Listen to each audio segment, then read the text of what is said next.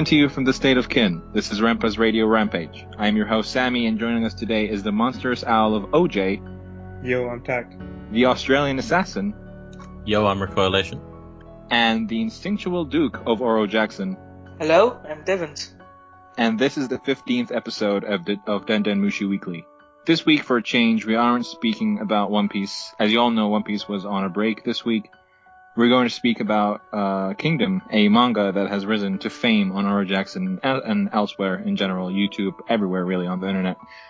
To start off the podcast, we're simply going to introduce Kingdom, what it is, who made it, yada yada yada, things that don't spoil. We're going to have a no spoiler content section, the first, so people who don't read Kingdom, you can just listen to this right now, and whenever we're about to spoil, like in 30 minutes or so, move on to that segment. We're going to actually announce that, so you're good to go.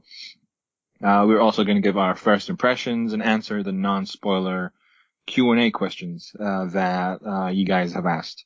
We're going to start off with introducing the manga that is Kingdom.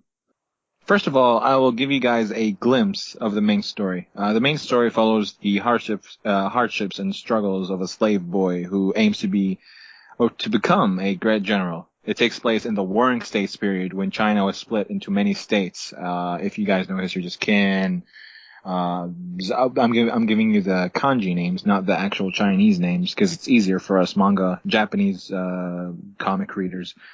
Qin, Zhao, and all of these states. It also has a similar concept to how Luffy wants to become the Pirate King, Naruto wants to become the Hokage, Ichigo wants to chill for a bit, and just basically it's kind of shonen-ish mainstream, though the manga is seinen. Its demographic is seinen. It has its gore, its blood, its sometimes nudity, although the fan service is minuscule in this manga.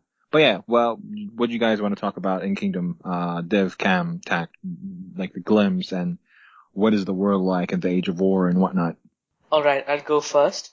So when I was told to read Kingdom, I didn't take quite a lot of interest, but after I did a bit of my own research into the plot of Kingdom, I was interested because the whole plot is based around the Warring States period of ancient China, which lasted from 475 to 221 BCE.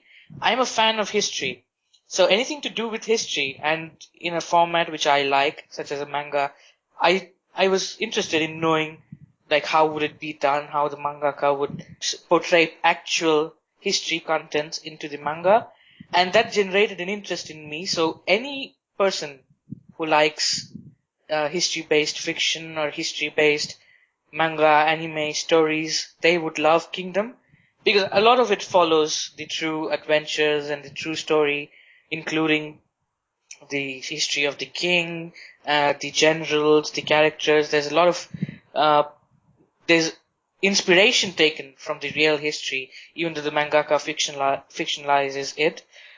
There's a lot of history included, and that's what makes Kingdom fun. And any fan of history would love Kingdom the way it's done.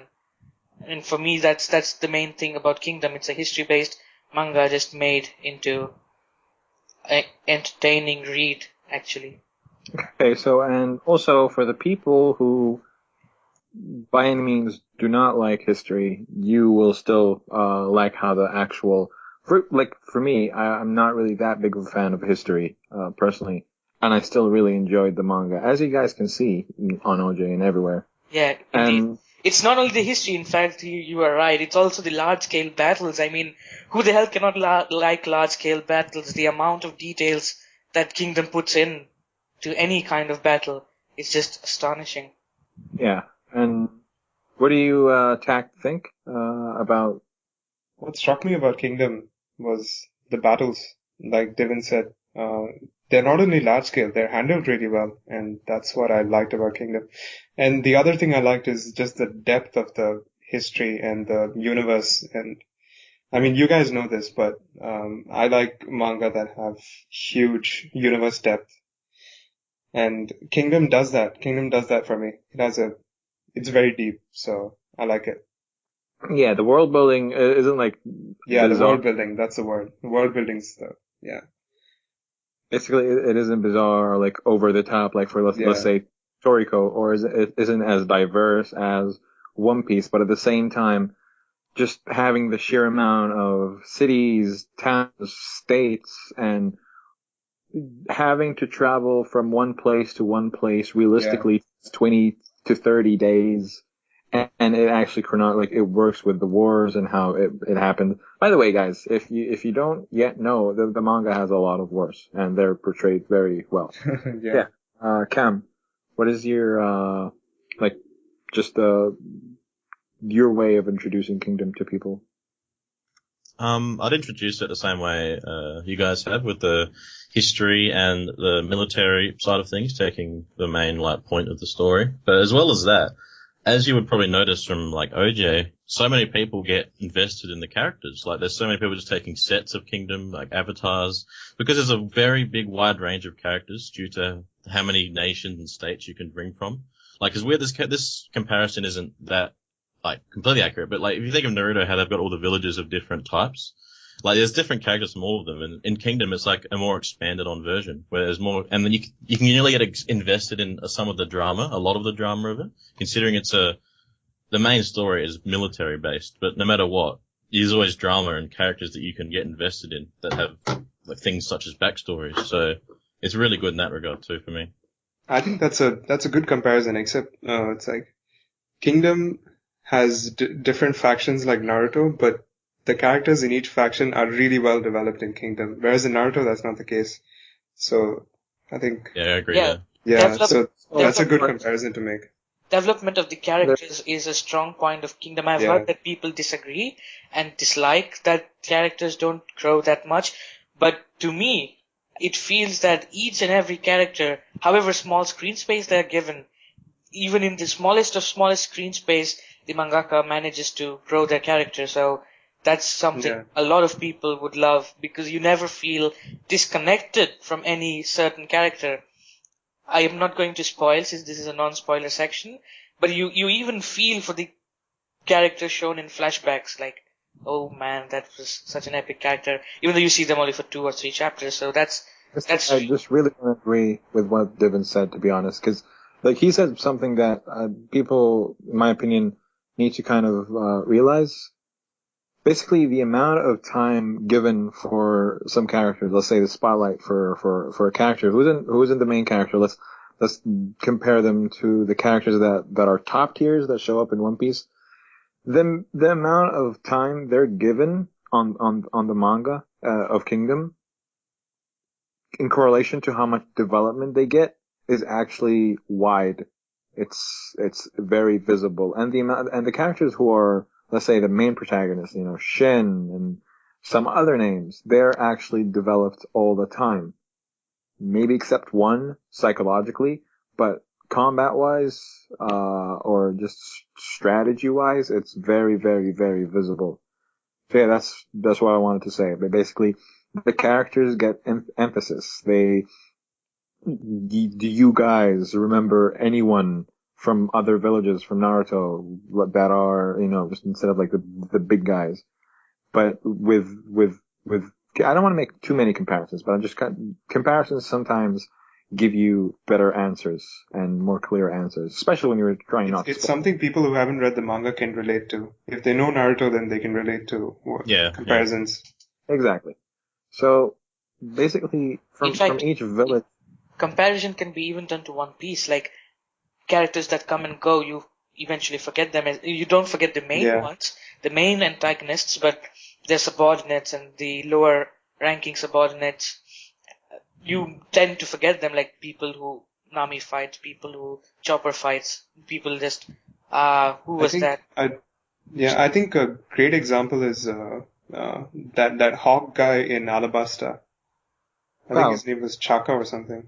Yeah, No, but that's a comparison which we can make, that One Piece, even in One Piece, you get disconnected by characters and you tend to go on and forget them. You're like, they were nothing special. But in Kingdom, apart from really fodder foot soldiers and really, just there to be drawn and there to get their heads chopped off. Everyone else, you always remember them, and you will remember them, and you'll be like, in the future, whenever you see something, you'll be like, oh, that was what Shin did, or that was this guy did to that guy, and you never forget the characters. That's one thing. And we will drop names, guys.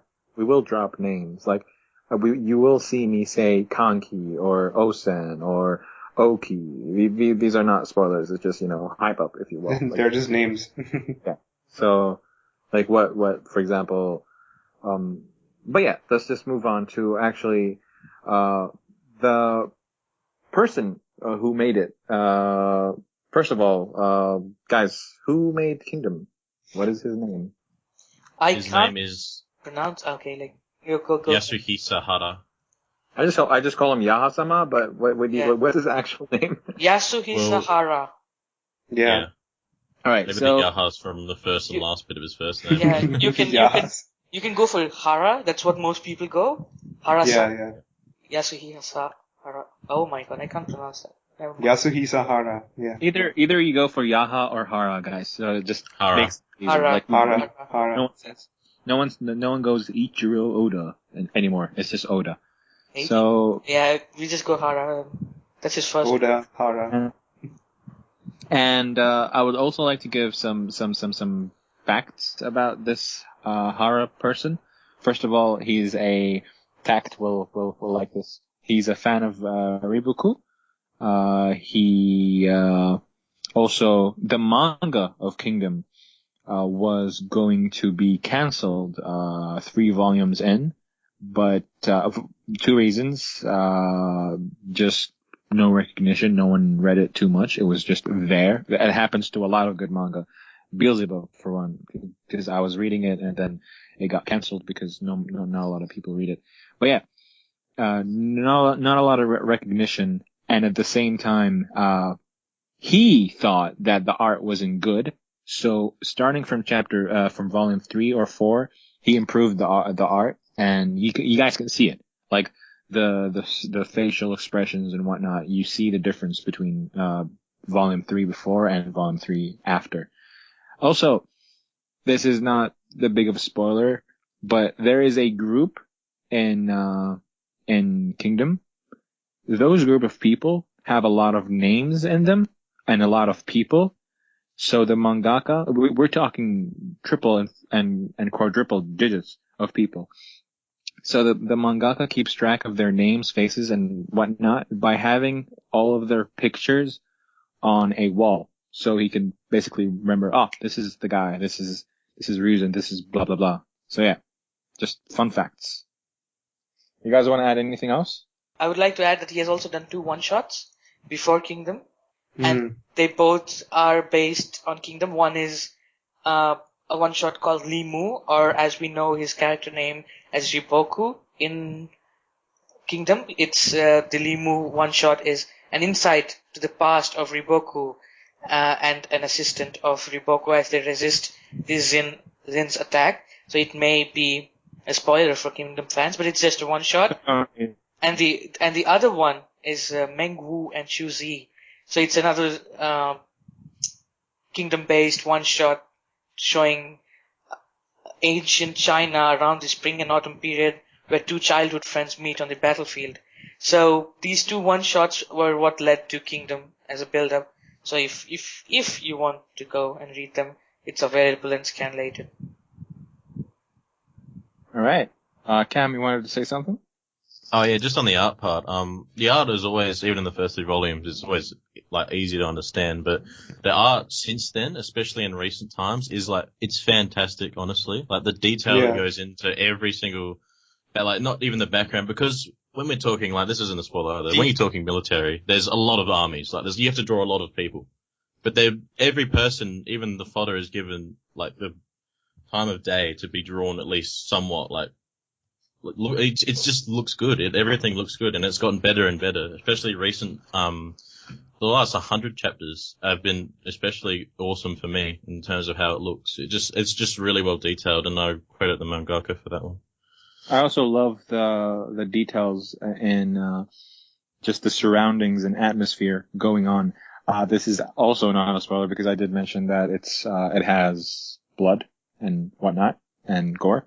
But yeah, like if you see someone who got decapitated on page 14 of a chapter, on page 15 in a different scene, you will see that person from a different angle decapitated with his head and stuff like that. It's basically the details are always there. If you look at the ground, you notice the dirt that was there a few minutes ago, the stone. I've always noticed that in Kingdom, and that's what makes it, that's one of the reasons why it makes it a bazillion times better than the anime. But yeah, just moving on from that. And that's what happens with every mangaka, even our very own Oda. You see that they improve over time. Nobody is an expert from the first get-go chapter. And the more chapters the mangaka draws, the better they get. And since Haru is planning of 900 chapters or so, he's going to become an epic artist by the end of the series, or even now, in fact, as you said, the amount of details, in fact, I never found the art any bad, because I don't think I give that much detail to art. The only manga that I criticize the art about, and at first I didn't, but later on when the mangaka actually stopped caring about the art himself. Attack on Titan. Attack on Titan, exactly. Where that's where you comment about bad art, because the mangaka doesn't even care about how characters look.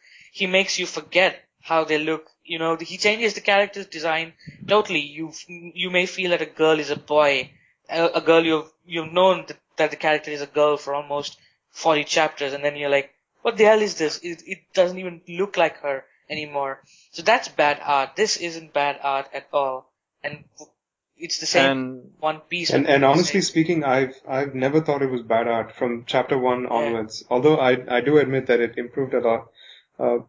One thing about the art that struck me, especially in the later chapters, which people will find out about soon, is how they depict bodies and how they depict muscles and how they depict bones sometimes. It's ridiculous. It's really detailed and beautiful, and it's not done in a way that disgusts you. It's done in a way that awes you, and that is really a good effect. So I like that. And I would also like to hop on the bandwagon of saying that I never in my life disliked the art of Kingdom. Even when I read the first 3 volumes, it's good. It's actually good. And it has those double spreads that have really epic impact for them, if you will. And as simple as it gets, it just gets better. It's the art has, like, the art of chapter 30, the art of chapter 100, is better than the art of chapter 30 and 200, 100, 300, 200, and so on and so forth. That happens in almost every manga, and you see the difference between Dressrosa's art and Punk Hazard's art. I swear to God, I've noticed differences, and it just they always get better. It always happens because they're human, and humans improve. So yeah, that is our introduction to Kingdom. The hype of Kingdom is real. We talked about the mangaka, the actual manga, and I would also like to quickly and briefly at the same time mention just how it's like the manga, this age of war, if you will, because I don't want people to think it's this extremely dark, just grumpy and grim manga. It's not. It has its lighthearted moments and whatnot. But to briefly say it, first off, it's obviously historical warfare, where main fighting is usually with swords, glaives, maces, bows, arrows, and many more quote-unquote tools, if you will. And that I really can't spoil, but there are more things. And the world's structure is based on nobility ranks, where it goes all the way from slaves to recruit soldiers, all the way to counselors, governors, generals, kings, and leaders, and so on. And it does follow real Chinese history and events, but at the same time, it has its twists and uniqueness to it with events and characters, because like there are characters who are not as emphasized in real history, but are very emphasized in manga and vice versa. But usually the event where some death happens or the year, it's usually accurate to when it happens, but it can be very different the way it is done. And that doesn't happen often because usually it has its own way and its own arc and its own everything. And is the world cruel in the Age of War? Yeah, to a certain extent. It's the strongest survive mentality in this world, and the weak just obey, if in a way. Though it has its light moments and so on, just like One Piece or any other manga that portrays that structure. But yeah, we're done with the introduction and everything. We're gonna move on to the non-spoiler first impressions of Kingdom, starting with Divvens. Thank you, Sammy. So my first impression, what do I say? I went into Kingdom with such a big hype coming from my friends and, what they call peer pressure. That's what I actually had. It was Sammy who kept on going for months and months and months about me having to, first off, he was like, Div, you need to Toriko. What? Div, you need to Toriko? What?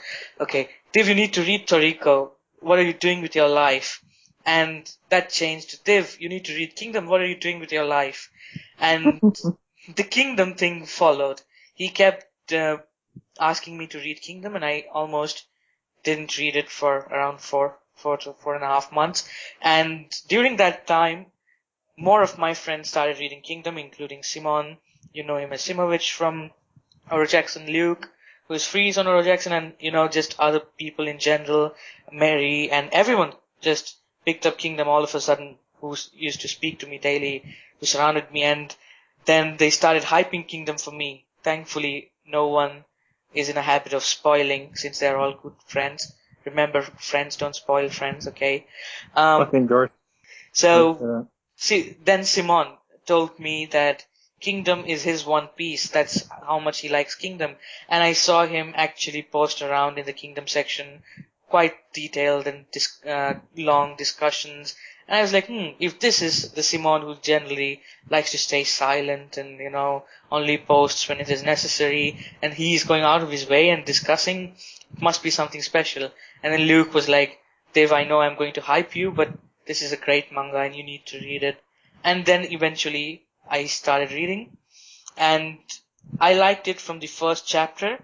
When I told Sammy that I'm reading it, and there's supposed to be no spoilers, so sadly I can't tell you what was the turning point for me where I went, just my mind was blown. That was the first instant that Kingdom blew my mind. But I can guarantee that anybody who starts reading Kingdom, they will be hooked on, if not from the first chapter, because Kingdom is a seinen, it has a longer pull than shonen, which pulls you in just in the first chapter. You need to read a couple of chapters in Kingdom, especially if you get through the first arc and you move on to the second arc, and from there on it's just you can't stop. I'm sure once you start reading, you will not be able to stop, and you will just keep on reading and reading until you get to the end.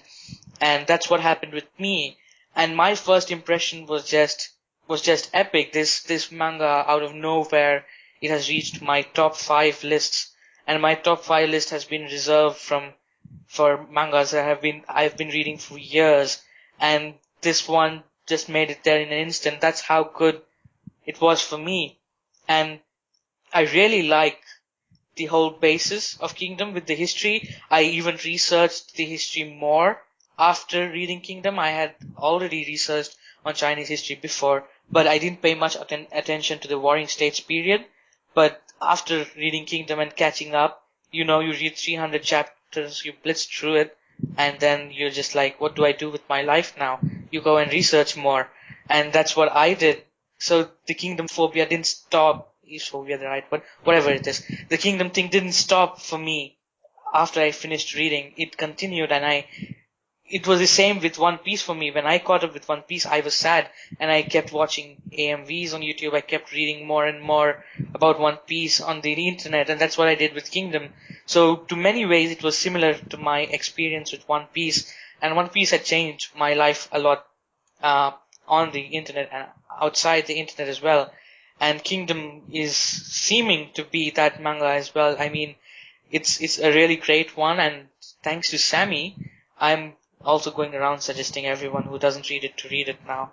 So that's my first impression for Kingdoms. It's just a great, I mean, for an initial reception, this manga got a better initial reception than any other manga I've read, just from the get-go, and that's something big, because my manga reading may not be that huge, but it is a medium-sized range, and Kingdom is certainly... Divvens reads a lot of manga, he's just being humble. I'm serious. This is certainly a manga that any manga fan should have on their read list. And that's it for my first impressions. And next up is the Australian assassin, or wannabe assassin, Cam. Thank you for that, Divvens. So my first impressions on Kingdom, non-spoiler. Well, I'll start out by saying I'm pretty new to Japanese content in general. Like, I haven't completed that many anime. And the only manga I've actually read were ones that I've caught up to. So Kingdom was actually my first ever manga from start to finish, because I'm up to date now. So, that being said, all the other manga I tried to read before, Kingdom, I tried like 5 or 10 chapters out and I was like, yeah, this is good. I could see myself reading this, but I couldn't get into it, couldn't get hooked. And then like Sammy said, he put it on the top of his list. I reckon if you want to start reading manga, especially for someone that's like maybe new to it, go for this one before anything else, before all the other ones he loves, besides One Piece, because I'd read that. So, I was like, okay, I'll try it out. And I read I think it was the first 5 or so chapters, and for me, it was really easy. We went on about art before, but it was still good. It was really easy to get immersed in the story, and just you could really relate to things. And another thing, like Divvens, myself, I really enjoy history. I might not research much, but in high school especially, it was one of my favorite subjects, and I really enjoy the historical aspect of things. And although the mangaka has, as we've said, has taken a different twist on certain things, like it can't be a complete historical recreation, because we may as well just read the history books for that. But this is a really well done, fictionalized version of the truth, and it just hooks you in from start to finish. Like, before I even thought of it, I was just like, oh, history is good, military is good, yeah, I'll try it out. I haven't read many seinen, or even tried to. So I was like, okay, history, fighting, and the protagonist especially, which I won't spoil, but like the way he's about things is sort of similar to other things I've seen. So I was like, okay, alright, good. So I started reading it, and I was like, okay, wow, I'm getting really into it. Even though I read really slowly, I get really sidetracked, and I find it hard to stick to one thing. So I read up to about chapter 30 or 40 within the first week, and I was like, wow, Sammy, this is actually really good. I'm really enjoying this. And he's like, it's going to get better. And boy, did it get better. And I remember one day, I think it was a Saturday for me now, so like maybe a month ago on a Saturday, I read, I think it was like 120 chapters in a day. And I didn't think that was possible for me to read that in manga. Maybe it was around 100, but reading that much for something, I couldn't imagine myself doing it no matter how good a manga was, because I was an anime watcher who was just reading caught up things. But for Kingdom, just everything about it, such as the history, such as the way it's done with the fighting, and as we said before, the drama, it was thrilling. And you could really get into it for a number of reasons. So you might find, it's one of the things where you just find that you, like maybe one of the animes that you might really like watching, you're just like, wow, I've already finished it already. Shit, like you marathon it. You can do that with this manga, and it's a long manga, and it's got a long way to go too. So just knowing this, I love having a lot of content myself, for one thing. I love, like, people are put off by One Piece, for example, because it's so long. But I love if I like something, having as much content as possible on it is good. And for Kingdom, you can expect a lot of content from it. And it was so exciting when I was reading it, knowing how much I've got to read still, and how much I'll read in the future. Just my first impression was just all positives. I couldn't think of a negative.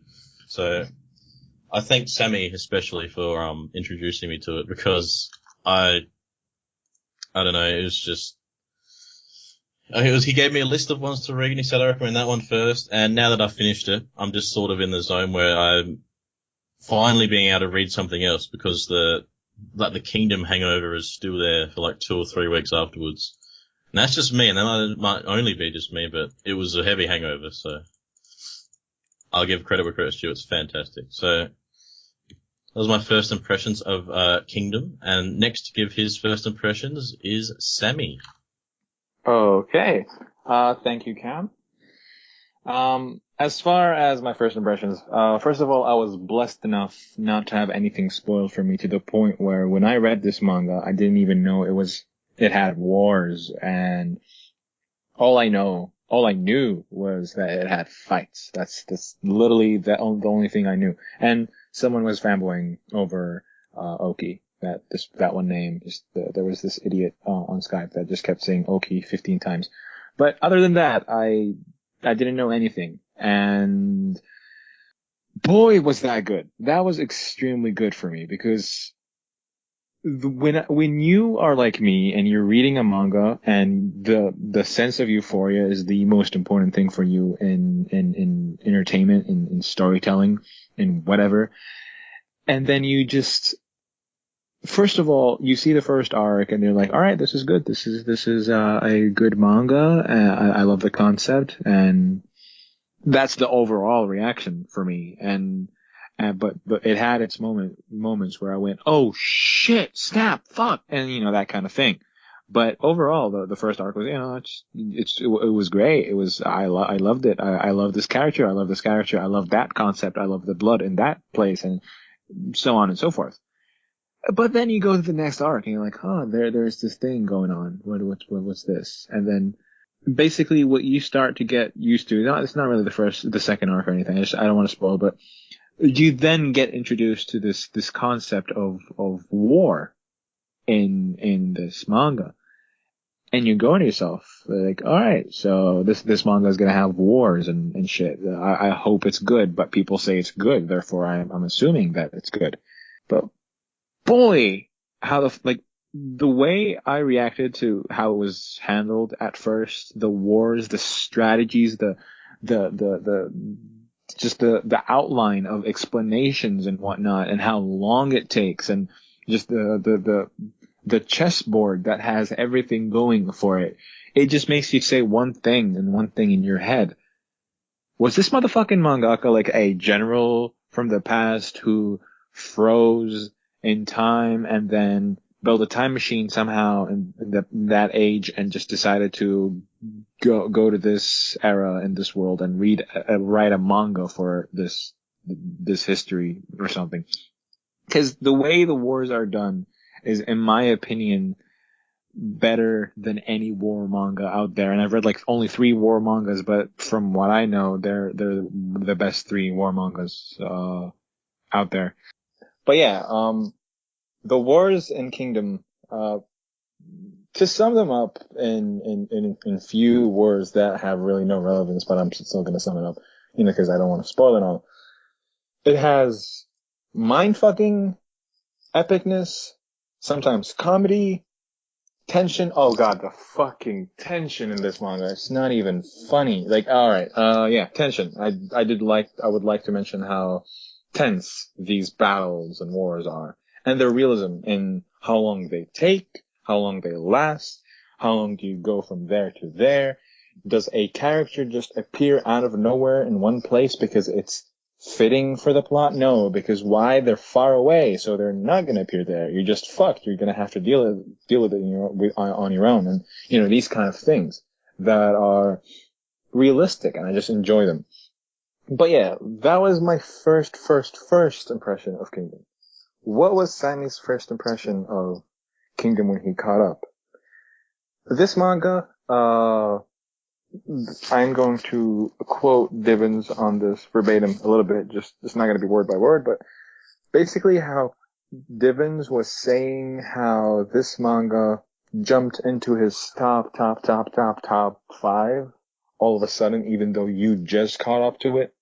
There is no manga that did that to me. Like, even when I was reading Toriko, when I was caught up with Toriko, it was, I think, in my top 10. I'm not really sure.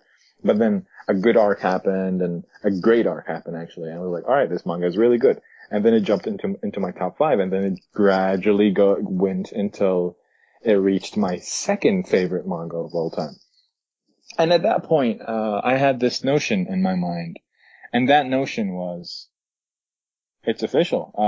The experiences I had for One Piece and Toriko will never be topped. These two mangas are always going to be top one, top two, and that's that. That's the law of how my mind works, and I'll just have to deal with it. And then Kingdom came. When I caught up to it, the second I caught up to it, it went from it went from nothing before I read it all the way to top, like the third favorite manga of all time for me.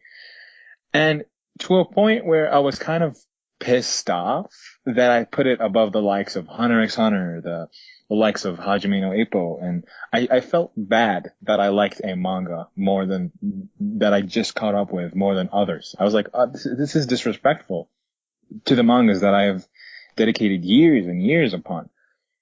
And then I got to a point where I was reading the chapters and I was asking myself, is this really gonna be my second favorite? Is this gonna happen? Like, is this shit for real? Is it gonna jump over Toriko? Cause I didn't think that would be possible. But it was. It's currently my second favorite manga, and I kid you not, this may sound fucking bold, but I enjoy Kingdom as much as I enjoy One Piece. I look forward to Kingdom as much as I look forward to One Piece. And every time a Kingdom chapter comes out, or chapters come out, I'll probably explain that later. Basically, I'm as hyped up as I am for One Piece. So that really says it all for me. If that doesn't convince you, I don't know what will, for manga just to jump this high.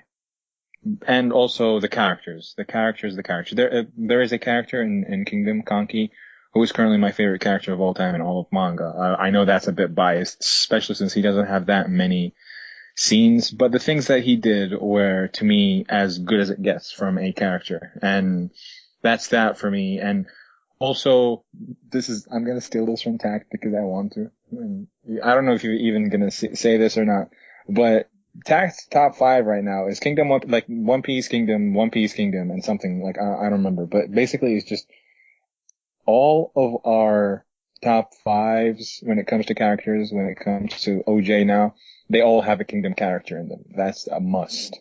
That's the kind of characters Kingdom has. You will have a diversity, a diverse amount of characters where, like, one guy will like this one character that someone else, they don't like them as much, and the other guy, and yada yada yada. Basically, there are many types of characters. You're not gonna have one strict favorite of all time to everyone, which I really like in a manga, for them to have that much diversity in characters, wars, and everything. But yeah, that's my first impressions of this manga. I will now cue Takt in. Go ahead, Takt. Okay. My first impressions of Kingdom, Sammy actually told me to read Kingdom, and it took me 1 month to actually get around to reading it because I was so reluctant to start off on a new manga. I don't read that many manga to begin with. It's just not what I do. And when I started off Kingdom, I just couldn't get into it. I'll be very honest. It took me around 35 chapters to start really getting into the stride of Kingdom. The first 35 chapters took for me 2 weeks to do because I was simply not motivated enough to just keep reading in a marathon. But when I got into it, my God, I was just swept away by the world building and how you have the backdrop of the spring and autumn warring states period, if I got that right. You have that backdrop, and on top of that, you have these characters, and on top of that, you have the battle strategies, and on top of that, you have the artwork, which shows battles in such a beautiful way, and and even more on top of that, just like a cherry on top of the cake, you have these nice little comical moments that are sprinkled here and there, and I just love that. It swept me away completely, and so from chapter 35 onwards, I was marathoning this thing. Like, I've never marathoned a series this much. Not even One Piece. When I was catching up to One Piece, I took my time. I took a solid 2 months. For Kingdom, one day I was telling myself to take my time, and the next day I was reading 50 chapters in a row. And, Kingdom just stored it away. And one of the things that struck me about Kingdom, apart from the world building, which I've already talked about, was the fact that you have characters from various places being given very beautifully rounded backstories, and you don't really get that in any manga. Not many manga. Most manga just set up the factions and they decide to focus on one faction's characters at a time.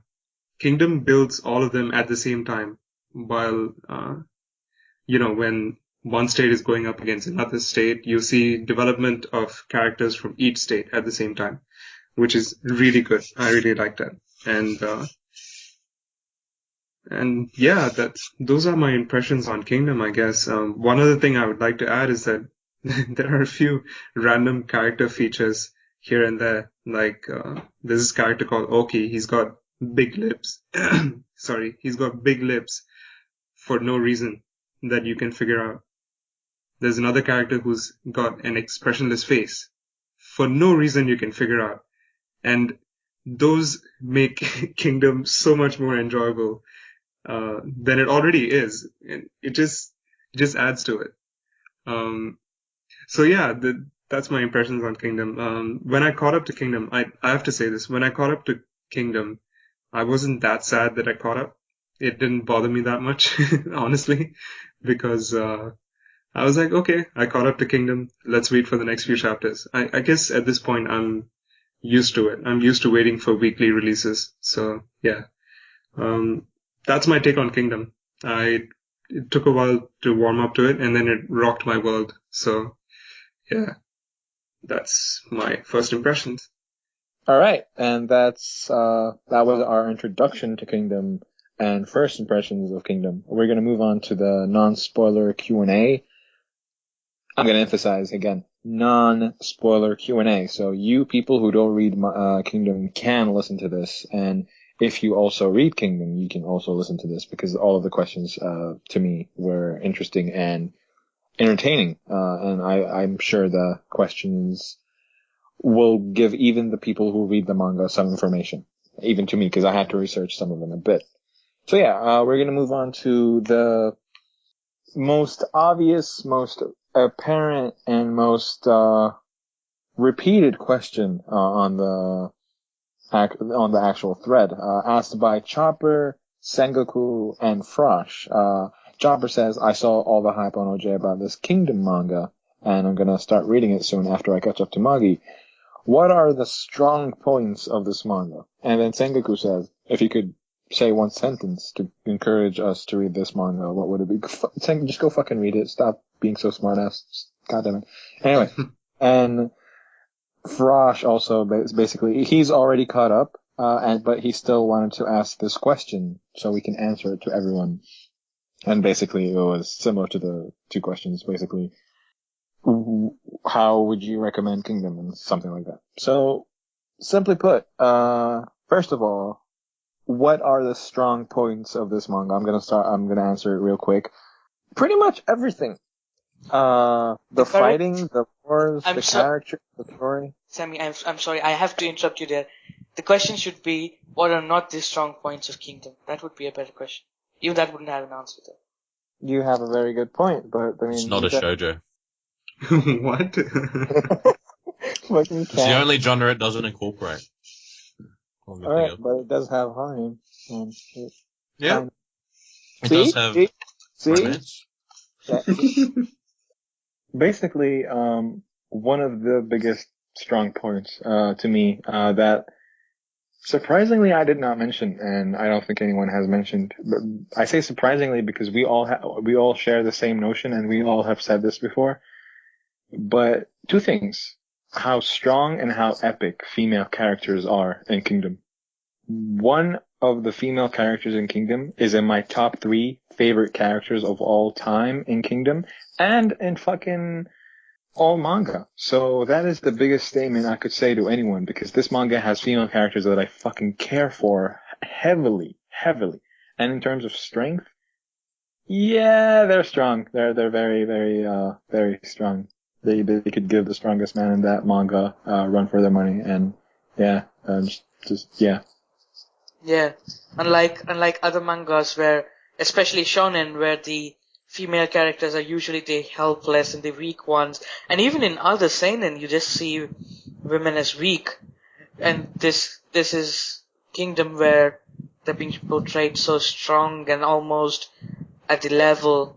We have seen strong women characters at the top as well. So it's to say something that the mangaka has done his best to even portray in actual how it would be in the warring periods. Like women have to act for a while, hide their identity, but later on they are revealed to be women, And it isn't only strength that matters.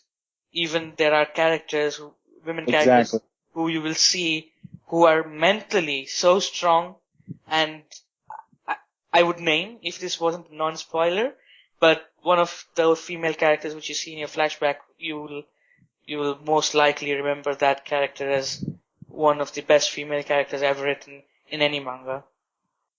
Yeah, I really like the fun of the female characters. Well, the one that Sammy was talking about is obviously one that I really enjoy too, and there's really none of the female characters are written poorly. Like in any manga or anime that you'd watch or read, you'd find characters that are just there. Female characters that are really stereotypical and made to look the standard, like clumsy and stupid and just be there for comic relief. But every character in Kingdom has shared importance. There's no sexism. So we're going to Divvens' point of what are the actual weak points of Kingdom. If you're sexist, you shouldn't read it. But other than that, I reckon female characters in it are fantastic. And apart from the strong point that Sammy has pointed out, the female characters not being weak, we also discussed a lot of strong points of Kingdom in our first impressions. But apart from all of that, Kingdom is a manga that will not make you feel bored, whichever side of the story you're reading. There are two kinds of battles in Kingdom. One is the warfare on the battlefield, and one is a political warfare. And both the sides of Kingdom will not get you bored. And both the sides are it gets you so, I'm forgetting the word, it gets you so into it that you want to know Engaged. more. Engaged. Invested. Yeah. Engaged, invested. It gets you into it so much that you just want to know more about what's happening. As in, you see a bit of this battle going on and then it switches to the other and then you're like, oh my god, I want to see what's happening there. And then once it switches back to there, you're like, oh my god, I want to see what's happening there. So it's never that you always have this thing with mangas that you don't like one plot and you like one plot. Oh my god. Yeah, and that happens with the majority of manga and majority of fans. But with Kingdom, all the plots are consistent, and even though people who are not into politics in general, they won't find it boring because you learn to hate some characters so much due to the way they're written. So I see that as a strong point for Kingdom as well. There is no dull moment. Even the breaks between wars is not dull. To add up to what Divvens is saying, to me, I've always known this because, I have experienced this, but I never really said it out loud. But every friggin' subplot is not a subplot. It's always a main plot. It always connects with the wars of this manga, the arcs of this manga. Everything you care about, maybe sometimes you're hyped up for other things because of your favorite character or some a fight you're really looking forward to.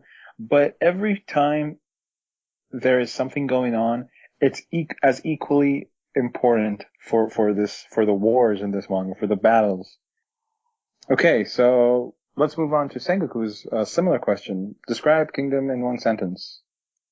I've got a joke one, but for a serious one, Man, fuck it. Give us the joke.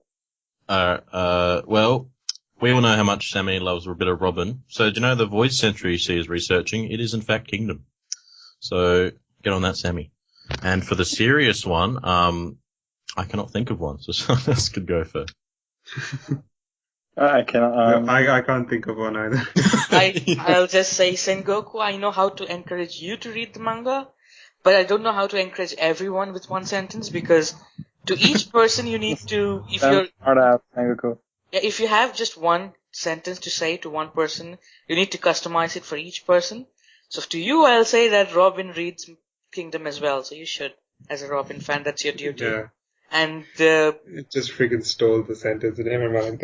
for anyone else who wants to be encouraged by one sentence, please contact me via PM and I'll customize a sentence for you. Alright, so my sentence is, Kingdom is epic. Go read it. Okay. That There you was go. the epicest sentence. Then I'll say ever. Kingdom is badass. Go read it. There you go. Yeah, you got it. And I'll say that there's something for everyone in Kingdom. There's at least one thing that you'll love about it for everyone. So, Combo breaker. God damn it. if I don't like you guys. And though Sengoku, if you're a fan of a certain part of Robin that's not there too much in Kingdom, you know. The way you put that, a certain part of Robin. A certain part of what the? I don't think there's any certain part of Robin that Sengoku is not a fan of. And alright, so Frost also asked, what do you guys think of Kingdom? Do you like Kingdom? Yes, we do. We do, Frost. Pretty good, yeah. No, I don't like Kingdom at all. I'm just pretending. Like we just, this is all a fraud. Kingdom doesn't even exist. It's just a manga written by, Divvens. Sugar actually, not Divvens. No, Divvens wrote Kingdom. But Where the heck is he? I have no words. So we've inspired Divvens with all of our comments, as you can see, everyone listening to this. Read Kingdom. Read Kingdom, yes, read Kingdom. Don't read Kingdom. So, Sakazuki's question. How closely does Kingdom follow actual history? I know it seems to be based around the conquest of Qin Shi Huang, but how close does it actually follow it? What are your thoughts, guys? Thank you, Cam, for taking over with that question. It's fitting, because Sammy is after all just a 10-man captain. So, 10-man servant. 10-man servant. Sakazuki, I'll take this first because I don't know about Takt, but out of these three, I'm the one following the history more. Or I'm not sure if Takt has researched as much as me. No, you are. So you are. The manga does follow a lot of the actual history. Since this is the non-spoiler Q&A, I can't say the specifics of which part are not history and which part are history, but I'll just say that 80% of it is actually history, including the characters, their build-up, their past, their background, their everything, their relationships, their future relationships. Everything is actually written in history. Though there are characters like the main character, Shin, he's based on a general which wasn't that important in the warring era, but the mangaka has gone through with selecting him as the protagonist so that the mangaka can grow There's him. more to develop. Yeah, the mangaka can grow him in the way he wants and change the history as per his vision. You know, it's like, who wouldn't want to go back in time and change certain things here, and the mangaka is actually doing that. So 80% is actual history, 20% is fiction, but together, when you read it all, you will not feel that any of it is actually not happening because it fits in so well. There has been different eras during the warring period as well. Like there was an era where a certain state ruled, and then an era when another state ruled, and eventually Qin did manage to unify China. So the current king in Kingdom is also based on the actual king who unified China. So it's a lot based on history, and I would suggest nobody research on the history because whether the mangaka will take that route or not, but some characters, you know what's going to be their end and what's going to happen with them. So unless you're interested in getting spoiled on the little details of the eventualities of some certain characters. Actually, from what I read in an interview, the place of the event, the time of the event, year basically, is usually most frequently accurate, but the details of, let's say, how the end of a character comes about, or how they become what they have become in history, is all according to what the mangaka wants. Exactly. Basically. And there are some characters which are a mix of of the historic characters. So you may see qualities from one of the historic characters we know and the qualities of another, and they're both mixed into one. So, as I said again, it's 80% actual history, 20% fiction, but altogether, you would not find it fictional at all, because the way it flows, the plot in this story, and the way everything flows in Kingdom, it just makes you feel that the mangaka is just a reincarnation of someone who was in that period, really. Basically, Divvens has said more things than we could combine, the three of us. So yeah, that's really it. That's good, yeah. We're gonna move Alright. on. Next question. Alright, so M.Hussein.B asks, is there any anime for Kingdom, or are they making one? First of all, yes, there is an anime for Kingdom. It has 2 seasons, and it's about to go on to its 3rd season very soon. Don't watch it. Because it is absolute bullshit. Because what Takt said. Let me give you examples of, look, my answer, if it doesn't convince you people, then nothing in the world, then don't read Kingdom or watch Kingdom. How about that, huh? Do you have a deal? Do we, guys? Yep. Yes. I thought that was a rhetorical question. Yeah, I thought it was too. I wanted an answer, because this is very important, guys. The anime of Kingdom uses CGI, and the way it uses its CGI is, in my opinion, the worst way in any way possible. In any anime that I've watched that has CGI, they've ruined it the most. Things like people, just casual things that are animated, such as people talking. Their mouths do not move when they're speaking. Things like swinging a sword. It floats in the air, and it cuts people as if they're invisible. You want me to explain how? There's no blood in most of the cases. People who lose their arms and legs in the manga do not in the anime, and it continues from there. And how? Beats me, because I just watched a few scenes and then I realized how utterly garbage it is. And things like epic scenes, they're mitigated and always downgraded to scenes that are very underwhelming. That's my answer. Do you guys have any other thing that you want to add that doesn't spoil? Let's just say that the One Piece anime, the manga fans complain that the anime is not doing a good job. Take the One Piece anime down even 5-6 levels more, and that's what you get with Kingdom anime. And it doesn't do justice to the manga.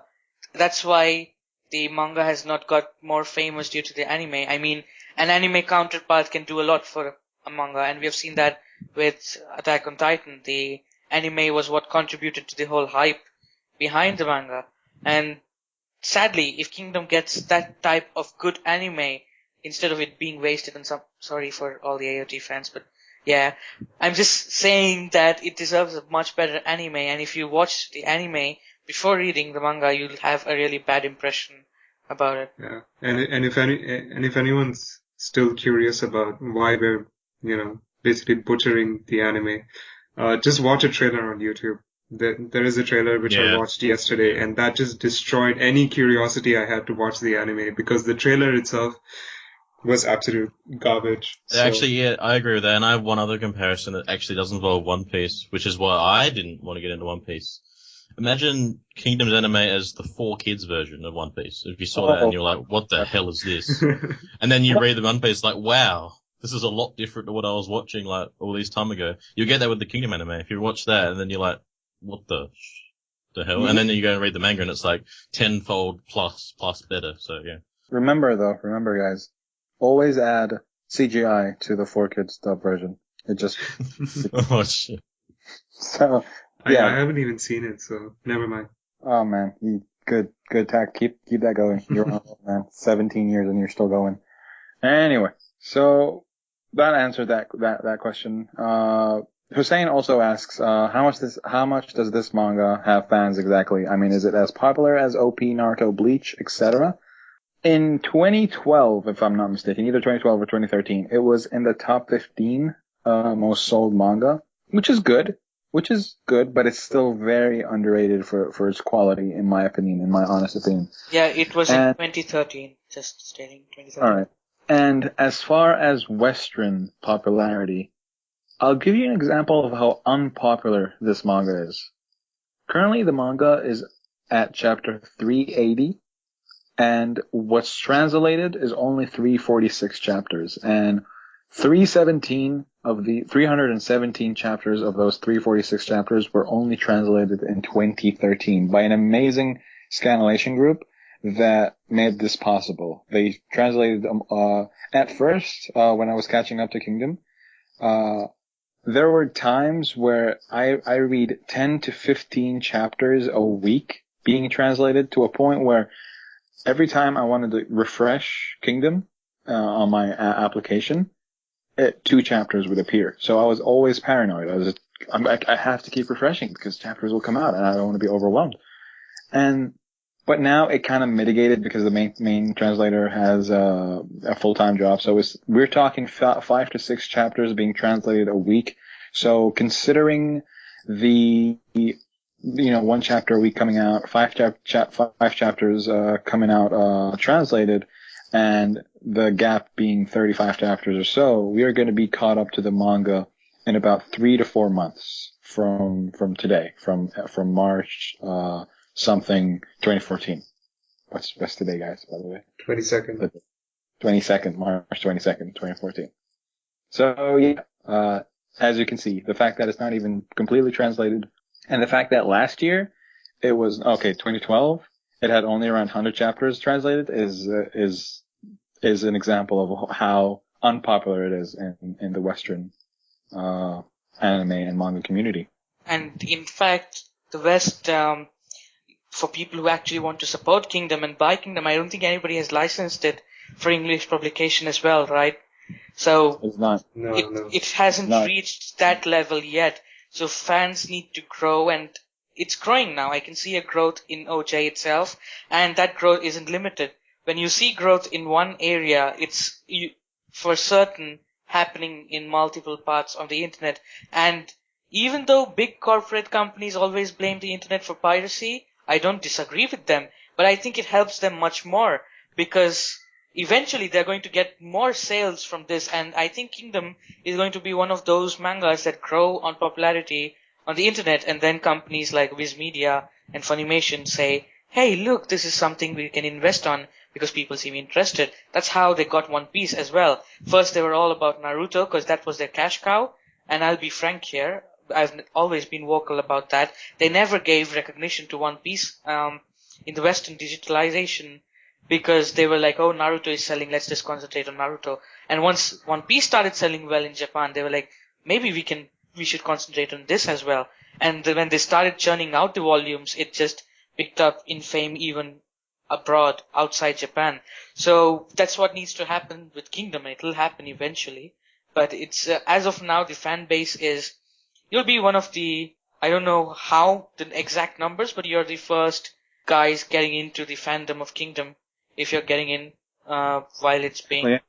But I do hope that with the increased Western fan base, it'll somehow spread and hopefully get into the top 10 most sold mangas of 2014 in Japan somehow. I don't know. And if that happens, I will be very, very happy. I would say that it is finally getting the recognition that it deserves, at least in Japan. In the Western community, I'm fine and completely satisfied with OJ being a forum that discusses it on a daily and hourly basis, and I enjoy that a hell of a lot more than I enjoyed when I just read the manga and spoke to 2 people on Skype about how good it is and how the developments were. It's really enjoyable right now, and with this podcast, I hope it gets even more popular in OJ, and just other factors, me just being an only persistent, and so on. I will just say one thing as well, just before we end this question. I was looking for art a couple of days ago on a forum, and there was a dedicated section, like thread of Kingdom that had 280 pages. So in the last year and a half, so that's still pretty good for Western audiences for something like this, but it is growing exponentially now. Pardon? You found it? It was, yeah. It was just like where you actually read the manga, the forum where you'd read it, like Manga Fox maybe it was. There was a thread before it. Yeah, I don't read on Mangafop. I was thinking like you that we are part of like not a movement, but like there's a lot of fans coming in rapid We are the pace hipsters. recently. Yeah, we are the hipsters now, but I just checked the forum like when I was looking for art, and it was around like 200 plus pages discussing it. I think that might have been the actual the place that discussed it the most. So Yeah, in yeah. comparison to Rudo, which discusses it everywhere for like 200 pages, it's nothing, but it's something. So it's not completely unknown, but it's pretty rare for someone to have read it. It's growing now. The fan base is growing because I mean, it's. manga pop. Sorry, keep going. I was saying that it's growing by word of mouth. It's like how Sammy grew the OJ, the fame of Kingdom.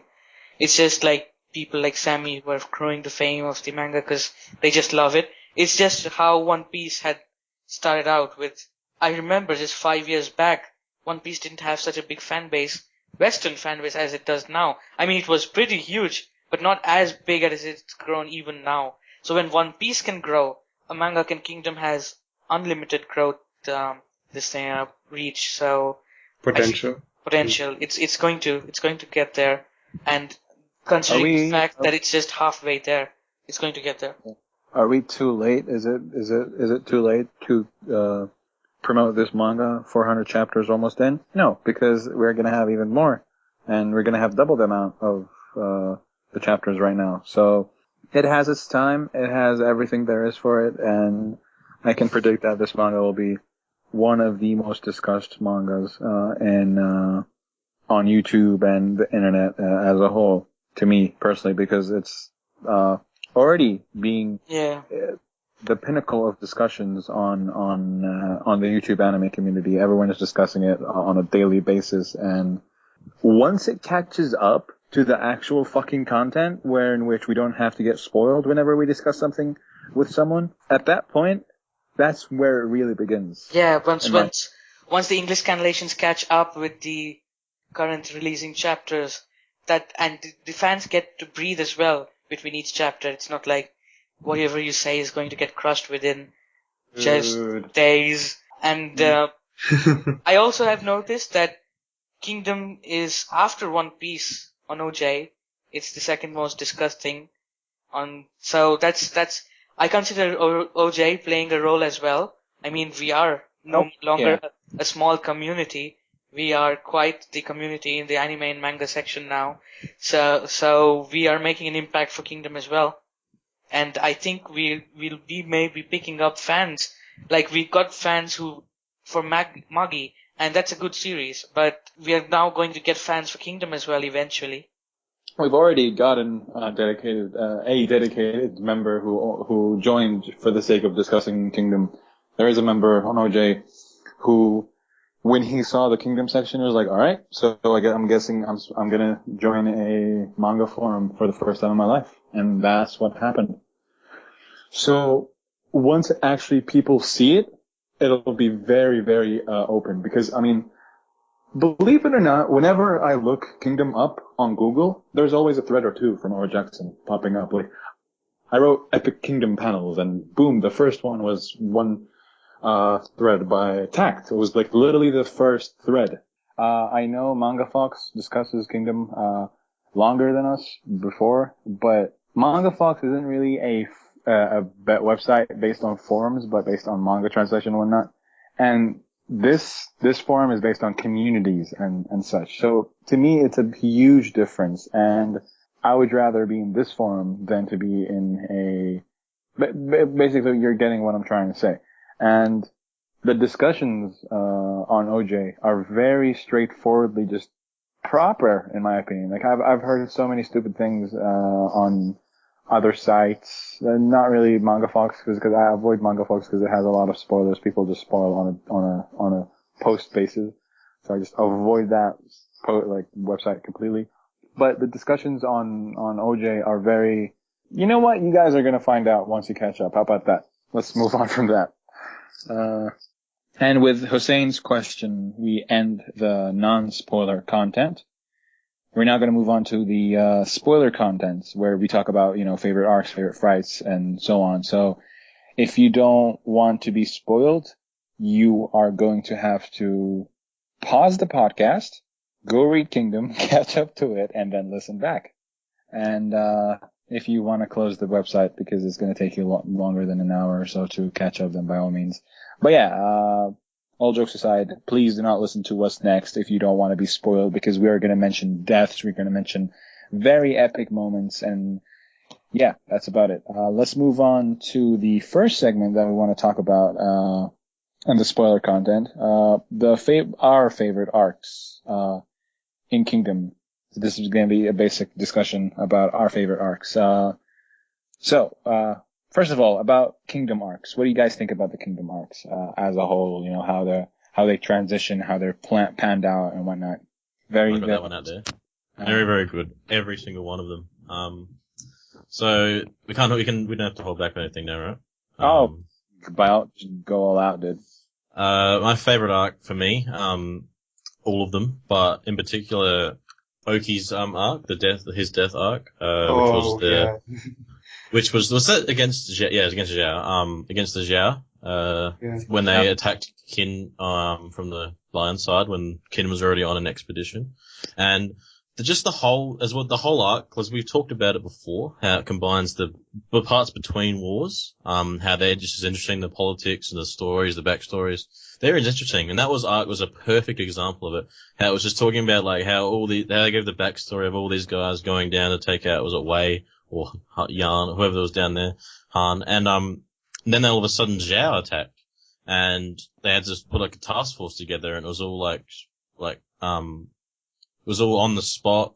They had to really react quickly, and then we got to finally see Oki expanded upon, and he was sort of an enigma. At the start, you were like, "Wow, this guy's just an evil guy that just turned on him."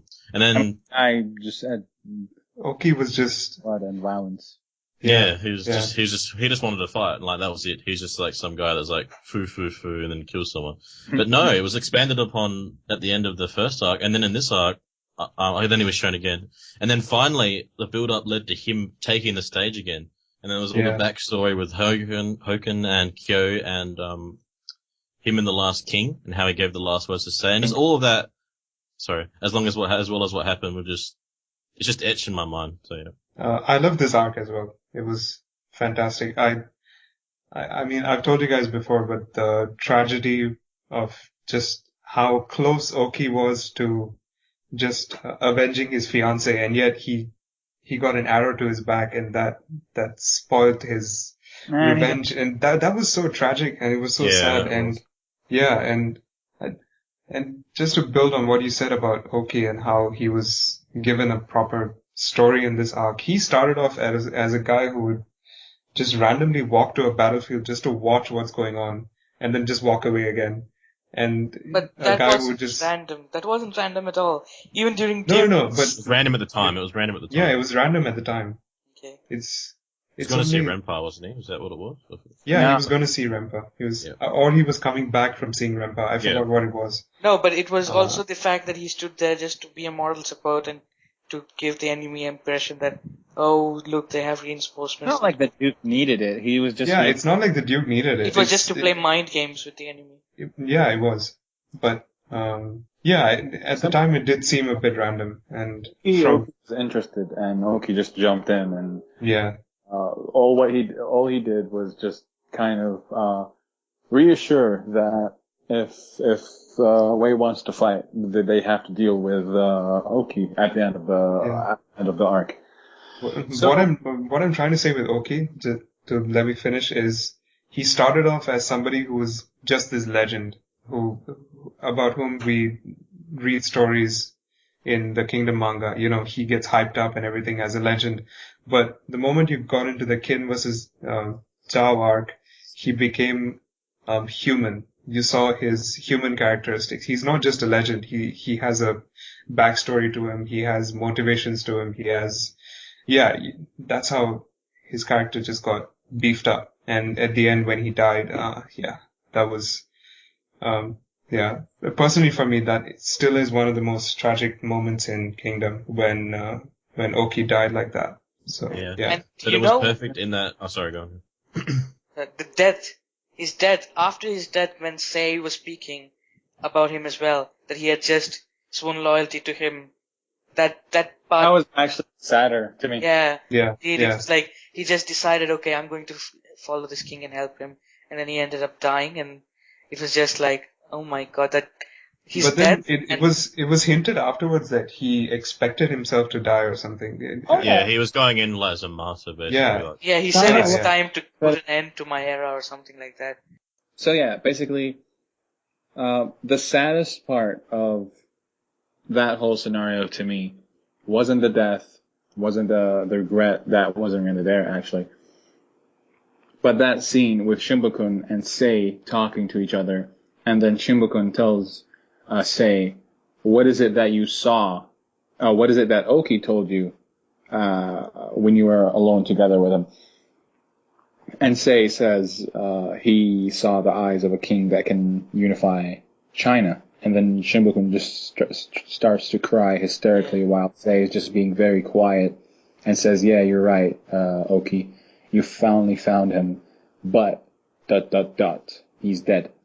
And that to me is so fucking sad to a spectator, and I'm sure even Oki, a guy who was looking for a purpose, who found his purpose and then got killed, would have a bit of basically he would have preferred, not regret, but he would have preferred to live so he can fight and see this dream of unification of the unification of China occur and actually happen. So yeah, that to me was really, really, really sad. I don't like that fucking scene. I just The whole thing with Oki's death was sad, and in fact, but speaking of favorite arcs, with Kingdom, there is this one thing that you think that is your favorite arc, but the next arc turns out to be better. Oh. And then you think that is your favorite arc, and the next arc turns out to be even more better. And It just escalates continuously. yeah, like now the Coalition arc is my favorite because it's so large too. scale and just everything going on. It's like the Dressrosa arc almost. And I am pretty sure whichever arc follows next. yeah, it's Yeah. Marineford. Yeah. Marineford on steroids is Coalition arc. So now, but I feel that a couple of arcs down the line we'll be like Coalition arc. Oh no, this is my favorite arc now. You know, that's what is going on with Kingdom. So fucking difficult though, because it would have to be on a psychological level where the next arcs are better, because how are you gonna top having all the generals from Qin fight, all the commanders, and almost all the biggest, like some of the biggest names from all the states excluding Qi. You have to, like, it's going to, see, their lands are still captured. The coalition army pushed way ahead. So now Queen has to fight back. Qin, or however we pronounce it, Qin. So Qin has to fight back. They have to send their troops to get their territories back. And we will be seeing generals who will be leading armies to clear out territories and reclaim it. And then the expansion has to start because the other states are going to be, I mean, it all depends on how the coalition war goes. But I mean, if it's going to end with the bad for coalition, which it looks like it is, I mean, all hints point towards that. It's just that I get a feeling that Qin is going to get so much power that the others are going to be scared of them, and it would take military. They'll become the new quote unquote super state. Yeah, super state. Chu will no longer be there. Even if Chu, like, in my opinion, if Chu dedicates all their generals and troops to fight Qin 1-on-1, they would have one hell of a fight. That Qin would lose, I think. But we already got an explanation. Right now Qin will lose, yeah. We got an explanation for that, didn't it? Chu shares border with almost 5 states, and then they always need to have forces there. So them dedicating a full force would even lead to them being taken down. So, to some of you who think that 5 states against 1 is unrealistic and it's being armored, no. Qin is giving every tear and every blood and every drop of blood and every sweat for saving and keeping Qin intact. And the thing is, it's so logical because the amount of generals is almost equal, a bit more with the others, but it makes up for it with the quality of the generals in Kin, because we right now from the beginning of the war we could have had a 6 great generals in terms of talent and power, in my opinion, easily, with the before some of them dying. But what I'm trying to say is it's very logical, it's very plausible, and Kin are just motherfucking beasts. Like, that's really one way to say it, in my opinion. And that's also, let's not forget, this is not, as Sam pointed out, it's not a lot of plot armor or anything such as that. They are also in their territory. They know the layout of the past. They know what they have to protect. And we have seen with the ploy that Kanki used, with the tactic that Osen used, they have taken advantage of their homeland and have halted the coalition army totally. So it's just that the scale at which it is going on, even though they are outnumbered, they are still at an advantage. Mm-hmm. And personally, in my opinion, it makes more sense for them to win because Mobu was simply better than Kanmei. Osen was 17 billion times better than fucking Ordo. And, just Kanki and Chuto combined together were better than Seiken and that one guy who, whenever he's pissed, they're like really, he looks childish. I don't know. He looks like a child anyway. So yeah, like whenever he's pissed, I he's laugh. the son of Gokei, right? Is he? Was he? Yeah, said- he's related son. to Gokei in some way. Yeah, he's related. I mean, I just whenever he's pissed because you have his angry panels, I just laugh like, dude, don't be pissed. It makes you look so fucking stupidly adorable. Just don't. But yeah, that one guy also got outsmarted by Kanki twice, and then Sekai actually taking out the oldest general in Kin in terms of age, but at the same time him being taken out by the same person. So it's kind of like it always makes sense how it happened. Some people like Critical tell me the general shouldn't have survived with the amount of poison he had, and I tell him, no, shut up, just go away, stop being so logical, go away, back off. That is also logic, there's in wars, soldiers, even if they take damage as much as dying, like there was this story that a pilot who was shot, whose plane was shot, his co-pilot was almost dead, and he managed to land the plane and save his co-pilot, even though his own both legs were just shot right off. So you get people like this. It's the adrenaline. Yeah, the adrenaline, the nationality, or what do you call it, patriotism for your own state and for you feel like if you fail, then you fail the citizens who are trusting to protect you. And that kind of feeling can make you do things which you may think are impossible, but in that fit of movement, it is fairly possible. To say it in another way also, kind of like how Div said it, the amount of times where we see your friends Nakama, some stuff giving you massive power-ups in Shonen is a reason why people don't like this, but in Kingdom it's actually done in a proper way, and we're not witnessing the average general era. We're witnessing the legendary era of generals where what they do is just legends. Basically fighting 100 people and killing them, surviving poison for that long, and fighting with one arm or whatever. These kind of things that happen only in history stories, and we're seeing them as manga adaptation. Yeah, and during that times, people used to be like this. You have people actually going that far because it's just what the time and age demands of you. And in Kingdom, that is also one very positive aspect, that the strongest characters aren't always the one to win battles. Yep. It all depends on a lot of factors, and it really isn't just coming down to pure brute strength. It may be with a couple of generals, but not with all of them. It's not just pure brute strength. Like, personally, there's this fucking argument going about how what would happen if Osen fought Conky, or Osen fought Hoken, or Conky fought Hoken in a one-on-one? How are they gonna win? Bitch, it's not gonna be a one-on-one. Conky might shoot an arrow on Hogan's leg and then run away for 2 seconds, and then someone else fucking slashes him, and then Conky jumps in and cuts his head off. Basically, this is a human-based manga where shit like this happens. It happened Exactly. before. There's no supernatural powers that give you, an advantage in the battle. It's all with the brains, and it's with the different types of generals. It just is realistic. It isn't fantasy at all. It's realistic. Basically, the argument that, like for example, how would a mid-tier character defeat Whitebeard in a fight? That's impossible, right? Yeah, sure, that's for One Piece. But with like, and someone actually used this argument before.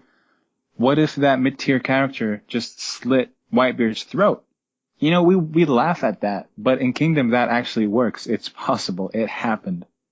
So yeah, that's one aspect I love about Kingdom, where the fights aren't always determined on brute strength and who's more powerful and who's more whatever. It's depending on the situation and how it's portrayed in the story. I love that, and I've always loved that. Also, I want to talk about Wei versus Kin round 2. We have to talk about Renpa, man. We have to talk about Renpa. Let's talk As about well Renpa. as Renpa, you've also got, wasn't that when Osen and Kanki were introduced, Yeah, and Rinko, my personal favorite. Too. Yeah.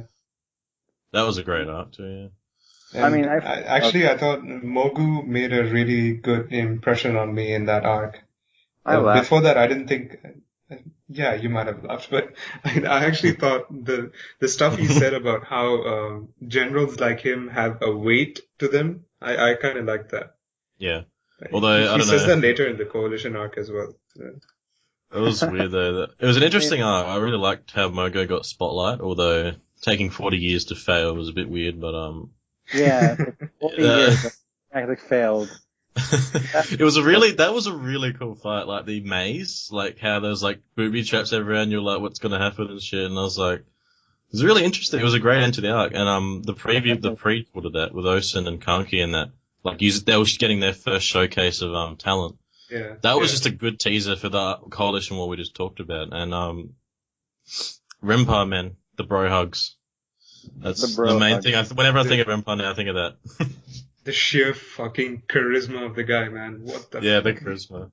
He's so likable. Almost immediately, you just see him and you see his style and how he treats his 4 Heavenly Kings, and you just fall in love with the guy. He's awesome.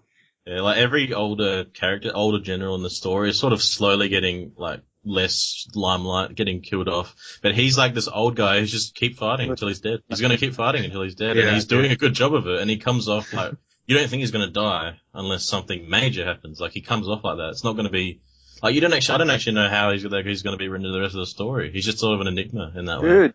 I mean, who knows? I mean, when Kin go to Chu to fight, I mean, Renpa might just join Kin just for fun. Yeah. No, man. I'm telling you, Renpa is the final villain of Kingdom. Final villain. I think I have my doubts about that. Joke, it's a joke, chill, dude.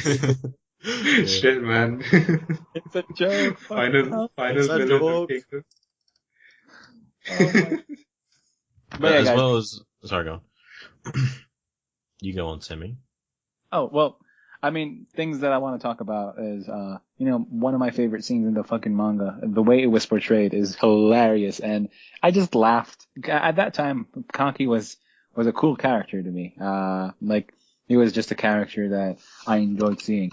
And then, excluding how psychological the guy is in fighting when we first see him just sending corpses and like, this is going to be you in a few minutes. Just be sure of that, being fucking crucified. I love that concept. And the guy's an asshole in a way where to his enemy also, it's just fucking beautiful. And, the eyeball scene, that scene kind of made me walk around my house for a few minutes. It was like, what the fuck? I love that scene as well. But from Conky, when he just showed up, because I didn't notice it, like, you see his goatee when he was sitting and bowing down to the old dude, and then he just stands up, takes off his mask, and is like, "Oh shit, it's Conky. What the? Huh? Okay." And then the strategist just speaks and like, "Join my crew." And then the next panel, fingers are flying, heads are flying. No thanks, trash. At that point, I put a full stop, and then like, this guy is the shit. He's up there. And Yeah. it created the trigger for me to love that character. And Osen wasn't really doing too much, because even Renpa was like, "Fuck you, man. I'm done with you. I don't want to fight you. Just." In this one, I actually got in this arc, I actually got pissed off with Osen because of exactly the reason that Renpa said. Renpa said something like, "You are ruining your own state's chances for your selfish reasons," something like that. He said it in a better way. I forgot what it was. But I thought the exact same thing. I was like, what the fuck are you doing? Why are you doing this? And then we find out that's just the prelude to how Osen thinks and how he battles. And yeah, but in the end, that helped a lot as well, right? Because Osen that did help a lot. held his fort, and all his men were alive and not dead. That Renpa decided. Why did Kin win? Why did Kin win? Yeah, it was because of Osen's presence. Because Osen and Gank being there. And also Shin miraculously. Yeah, Shin going ham. Going really ham. Let's not talk about it until the next part. Favorite fights and whatnot. But yeah, these two, in my opinion, were. Well, that's basically what Oki told Renpa. Fight Mogu, not because of Mogu, but because of the vice generals that he has. And rightfully so, two generals who are 6th grade general level beat one general who is 6th grade general level. And also Shin. Always at that, Also Shin. In fact, wild card. Mogu, I really wonder how he managed to keep these two under him. Like, they were he was rather they were his right and left hand. We have to find out soon. Yeah, they were considered his right and left hands one day. He always used them in a battle, even before. Did we even see him speak to them? Did we even see Kanki and Osen speak to Mogu? I'm not sure, but I'm not sure we have, actually. That's a good point.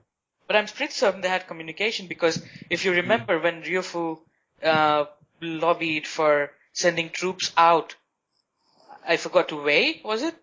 Or to some place. They decided to send Mogu as the commander-in-chief. They attacked a full-scale invasion on some land, and that was when somebody said that, they sent Mogu and Mogu is winning, but it's because the enemy is weak. And then they were like, no, it's not because the enemy. Then his left and right commanders, vice generals are also capturing.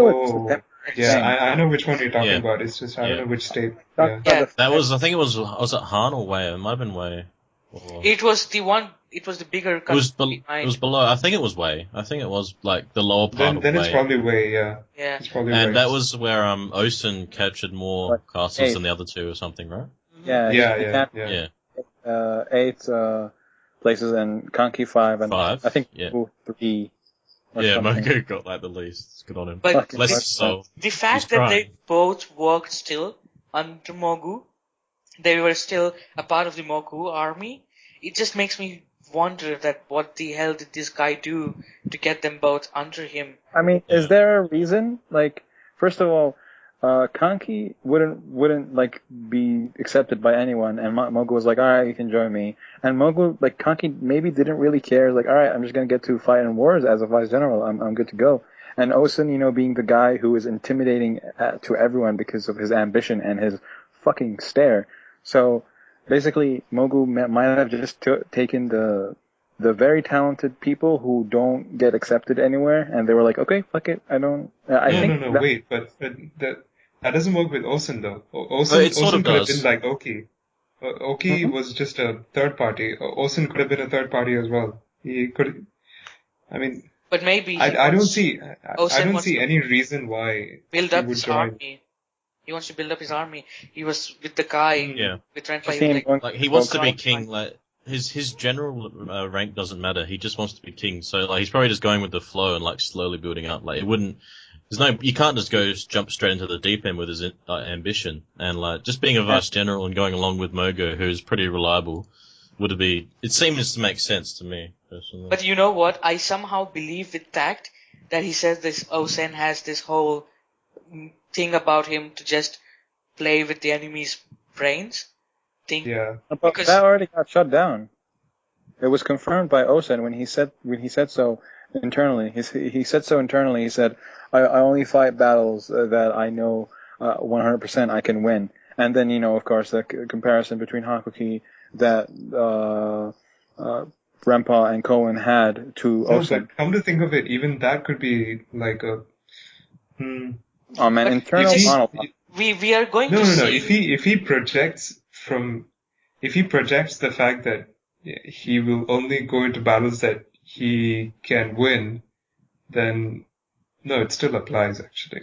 Never mind. But because I see him as a candidate for a future 6th general, but if people can't trust him, then let's just say that he doesn't fight. The leader of the 6th grade general is exactly rocking the same mindset of only fighting fights that are 100% sure win. That's the leader of the. No. I'm not talking about that. I'm talking about him, Ausen, becoming a 6th general, because for that he needs to gain the trust of people.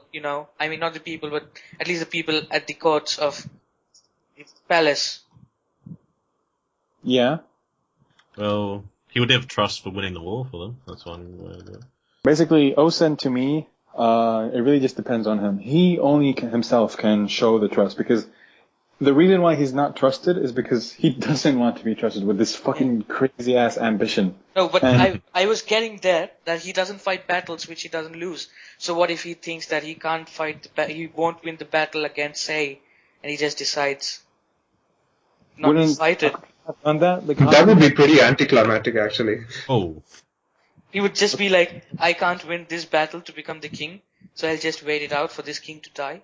Well, he knows he won't be able to win yet, so he's just saying it's his ambition, but like going along with the flow, like until it's a battle he could win. But I don't know. He's a weird man. Can Osen change that mindset?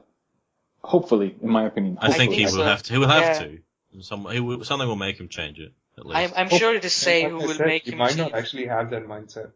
I do like the cliche way that Sammy wants him respecting Sei as well. I mean, sorry, Takt, but he does. Like having an internal monologue where he says, "Pardon? I have this mindset." No. Just talking about Osen. No. I'm talking about his king's ambition. Oh, yeah. He has never commented on that. Why the fuck? Yeah. Yo, guys, I don't want to be king. Just saying. Why wouldn't he do that so like shit can get cleared? I don't know. I mean, even that is a psychological play. It's all part of his play about, Because you know why? I like overthinking about Osen because he fucks with my mind, man. He's in the family of Oki, who was very loyal. His son Ohan is a jerk, but he's still quite loyal to Kin, it seems. Did you say joke? Jerk. Oh, sorry. Okay. And I just feel that, we are going to see a different side of Osen when he's up to that level that he's going to become one of the 6 generals. We're just going to see a great change. Not a big change, but at least the shroud of mystery surrounded by now would be lesser later on. He's always going to be the most mysterious character, even when he's revealed to have less mystery, because the guy is that asshole who has a mask and looks at you and doesn't really think out loud and doesn't really comment on things. And the reason why I think it's less plausible for him to change is because of the connection between him and Hakuki, and how Renpa and Cohen commented on this is what this guy is about. I think what the mangaka was going for is basically this is going to be the guy who's a shield who does this and does that. But is it possible for him to change? To be honest, as I said, hopefully, because how badass would it be if Osen took off that mask and just went ham? Took off the mask. I was thinking the other day about how if he took off the mask and he projected a Shanks-like attitude, laid back, don't give a shit about anything. No, and then he just went, I was just playing with you guys. I don't actually give a shit about your throne or whatever, I don't know if he'd do that much for 180 for this kind of... Oh, man. I don't know. Osen is just... Well, we can talk this much about him on just one part of him. He's grown on me a lot. I used to think he was just good. But even after I caught up, the more I talk about him, the more it's just like...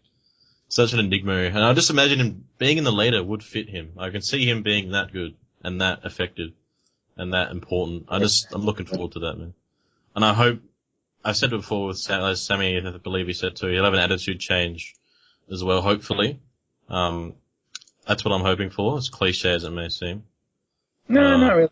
Okay, just some really good way of developing. Yeah, it'll be done well, but like, some people, they might think it's like standard, but yeah, that's my feeling. I mean, to me, him not changing at all is more cliche. Just one character. Oh, yeah. That's true too. My opinion. Like, alright, since Renpa and Cohen said it, and since he said it internally, that's it. That's his character basis. That's cliche as fuck. Yeah. But yeah, in the discussion about the favorite arcs, we ended up talking about fucking Osen for good. But that's what Osen does. He gets into your mind and he just stays there. He's so easy. So this guy, man, it's so fucking easy. I just want to make a fucking thread about Osen. Let's make a thread about Osen. Osen. Yeah, we should. Yeah, we should. He's the one that you can really discuss. Like the psychology of Osen. That should be the thread. And the Renpa final villain thread too. Yeah, Renpa. And with pictures. I personally, I can talk about arcs for the rest of this fucking podcast. I can also talk about Wei versus Ken at the beginning with Dukyo. I can talk about the assassin arc. I can talk about a lot of them. But I would like to say that my favorite arc is the Recoilation for many reasons. It's just that one big fucking arc that makes this manga from great to godlike, in my opinion. And yeah, but we're now going to talk about our favorite fights in Kingdom. Let's start off with who here wants to start off with talking about their favorite fights, to be honest? Hang on. I was going to say something. Fuck. Oh yeah, Shin versus Renko. That was Shin versus one of my favorite. That is my favorite fight. That is my favorite. Oh, it is? Oh no, I can think of others. I'll think about this. No, it's I like Shin versus Renko purely. Well, not purely. One of the major reasons I like it is because of you see growth in Shin during the fight, which I think is the first time you see growth in Shin during the fight. He has to surpass his limits and then surpass them again and then surpass the new limits, and it just keeps going on until Renko finally dies. And yeah, that's one of my reasons for liking that Renko fight. Versus Shin. So focused and like so intense. So basically, the fight for me had the most emphasis when it comes to fights in general. It had its build-up before the arc began with Renko killing Kakobi, the 1,000-man commander who was a slave, and then how it affected Shin, especially since Shin talked to him, and how he got the Kakobi, a 1,000-man crew. And then from there, he fought Shin for a few minutes, and we saw more of Renko's personality with how he is a man of faith. He believes in what the heavens say more than what he says. And you know how Renpa met up with Renko because of faith and whatnot. And just the build up for the fight. It's a fight that had a lot of build up. And then the fight begins with Ohan getting injured, then Ohan and Shin versus Renko, and just when he got his fingers cut off, and when Shin evolved, like just the way he evolved mentally, psychologically, and physically, and how at the beginning I always love that part when they provoke Rinku by killing his elite soldiers who are to him as his limbs, Motan, Ohan, and Shin doing so. And then Shin, joins in against Rinku. And I think it was, how many fights did they have? 3 or 4? Yeah, I think in total it was 4. Yeah. Mid-war. I think so. So, and mid-war. Mid-war it might have been 3, sorry. It was 3 mid-war and 1 pre-war, I'm pretty sure. Yeah. When they were doing the assassination and he came out of the forest or whatever. Yeah. That was the last fight, dude, when like some of the panels, I have so many saved, and especially when they get off of the horse, and Rinku stabs Shin's leg, and then I really want to say stabs Shin's shin because it sounds funny. Anyway, and then Shin falls with Rinku because he made him fall, and then the fight continues until that one epic double spread that we all love. And to be honest, and the aftermath of the fight, how it affected the war and how it affected Renpa himself. I just love that fight. It's one of my, it's probably definitely in my top 10 fights of all time. Yeah, and it wasn't only that fight. After that fight, when they realized that, or was it with that? I hope I'm not confused. Was it against him when he realized that Kyokai was also in danger, and then after fighting him, he went towards her? Oh yeah. After they fought, he realized, yay, Shin, High Shin unit has won. And then, oh shit, where's Kyokai? And then that one. The elite forces were going to go there, and the aftermath of that fight when Kyokai was there was blood all over, and the epic panel that Cam colored, it was just. The whole thing just made it even more epic. I mean, that's the one thing I love about Kingdom. That was my favorite panel in the whole Kingdom so far. It's not just the battles, but the little impacts the battles have is also so much epic that it just adds to the overall epicness. And that whole arc against Renpa was quite well done, in my opinion. And I think we'll be seeing a lot of one-on-one battles like this when the unification of China begins. I mean, we've seen a lot of cool one-on-one.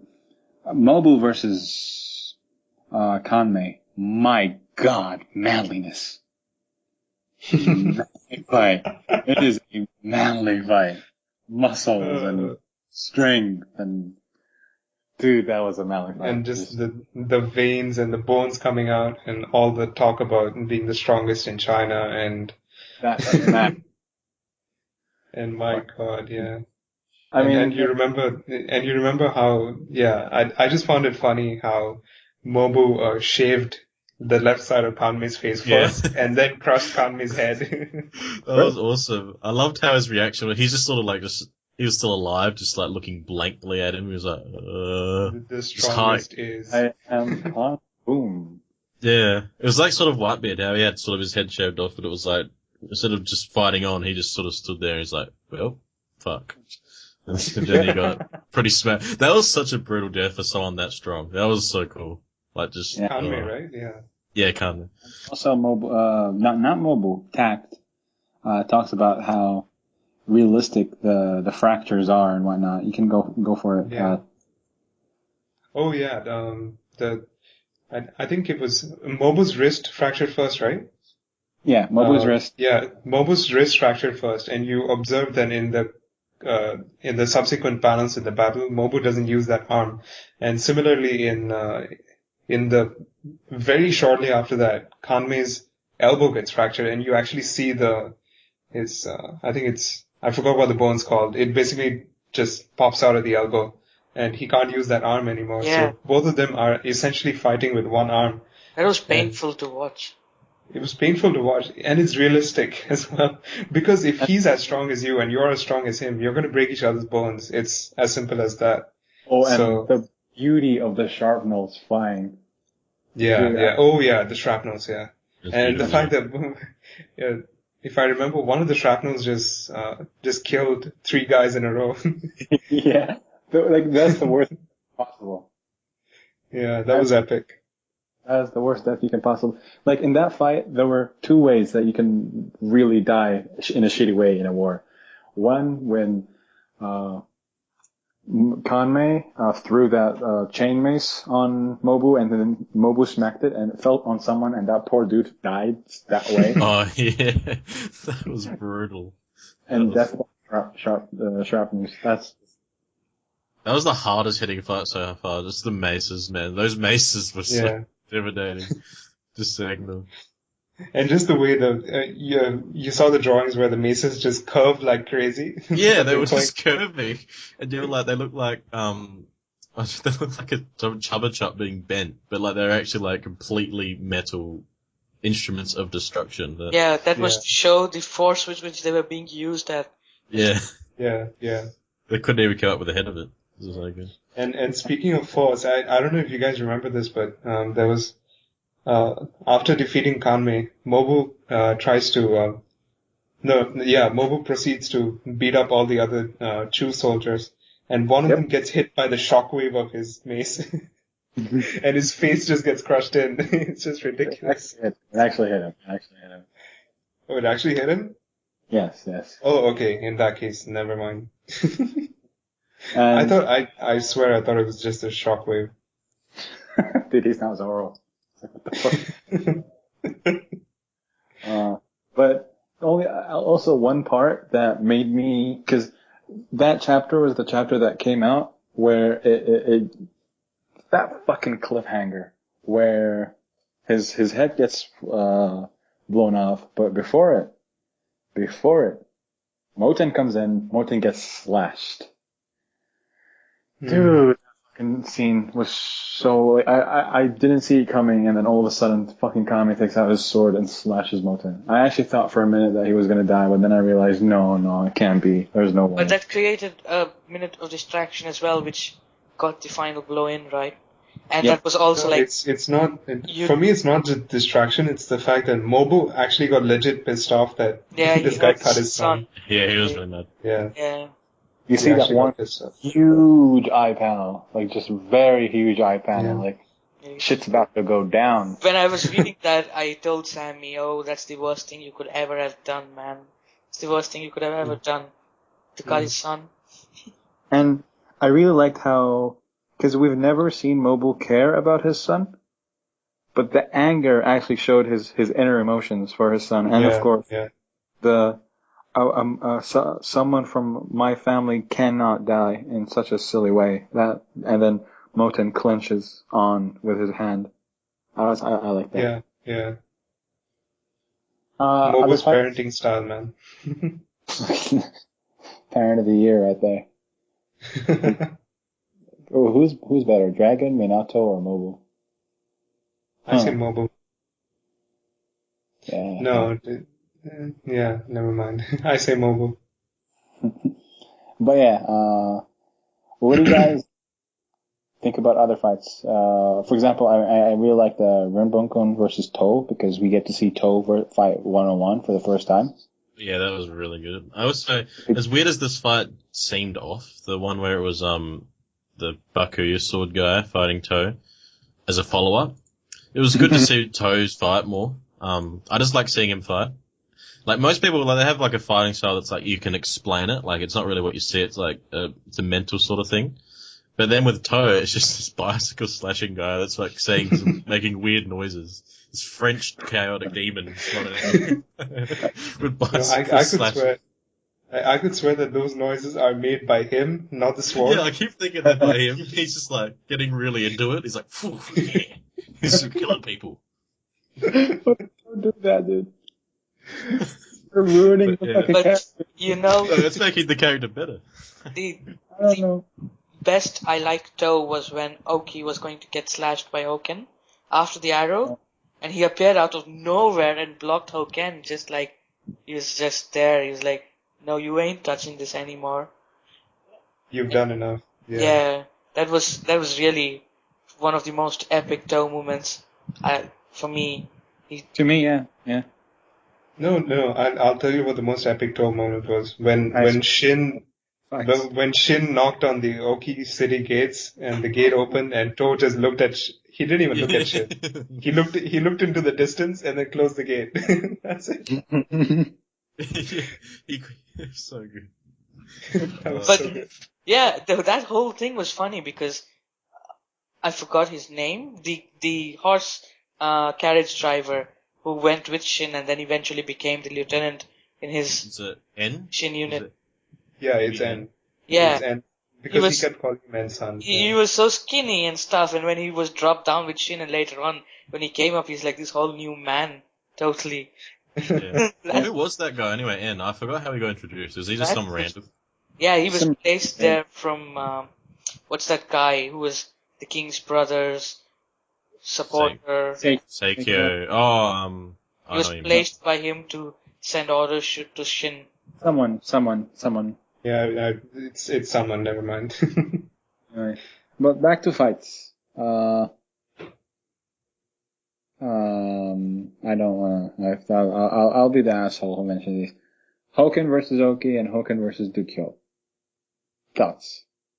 Fuck Hoken. He needs to get First fight was good. I like the first one. I like Yeah, both. in all seriousness, I liked... really good backstory to the fight and a good fight itself. The second one, sudden and pretty impactful in like the emotional way. Just there was that was realistic as hell. That second one. Yeah. Like normally everyone like an epic character gets like the epic ending and all that, but it was just like suddenly they're dueling and then 2 chapters later he's just lying on the floor and it was like fucking Hoken, man. I didn't like that. I didn't like the fact that Dukyo got a death like that. I wanted him to get a death like Oki, but that's just my fan bias right there. True, but he'll probably get posthumous honors that are like very rewarding to make up for it. Duke's death meant a lot more in the impact of the war.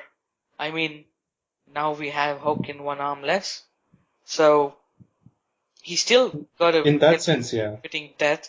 I mean, no, it's not really about being thin. Like, basically what Takt is saying, I do see what Takt is saying, but I disagree with it because I don't like it when wars are happening, like, we're engaged in a fucking battle and then all of a sudden we're gonna have a speech by the guy who's about to die.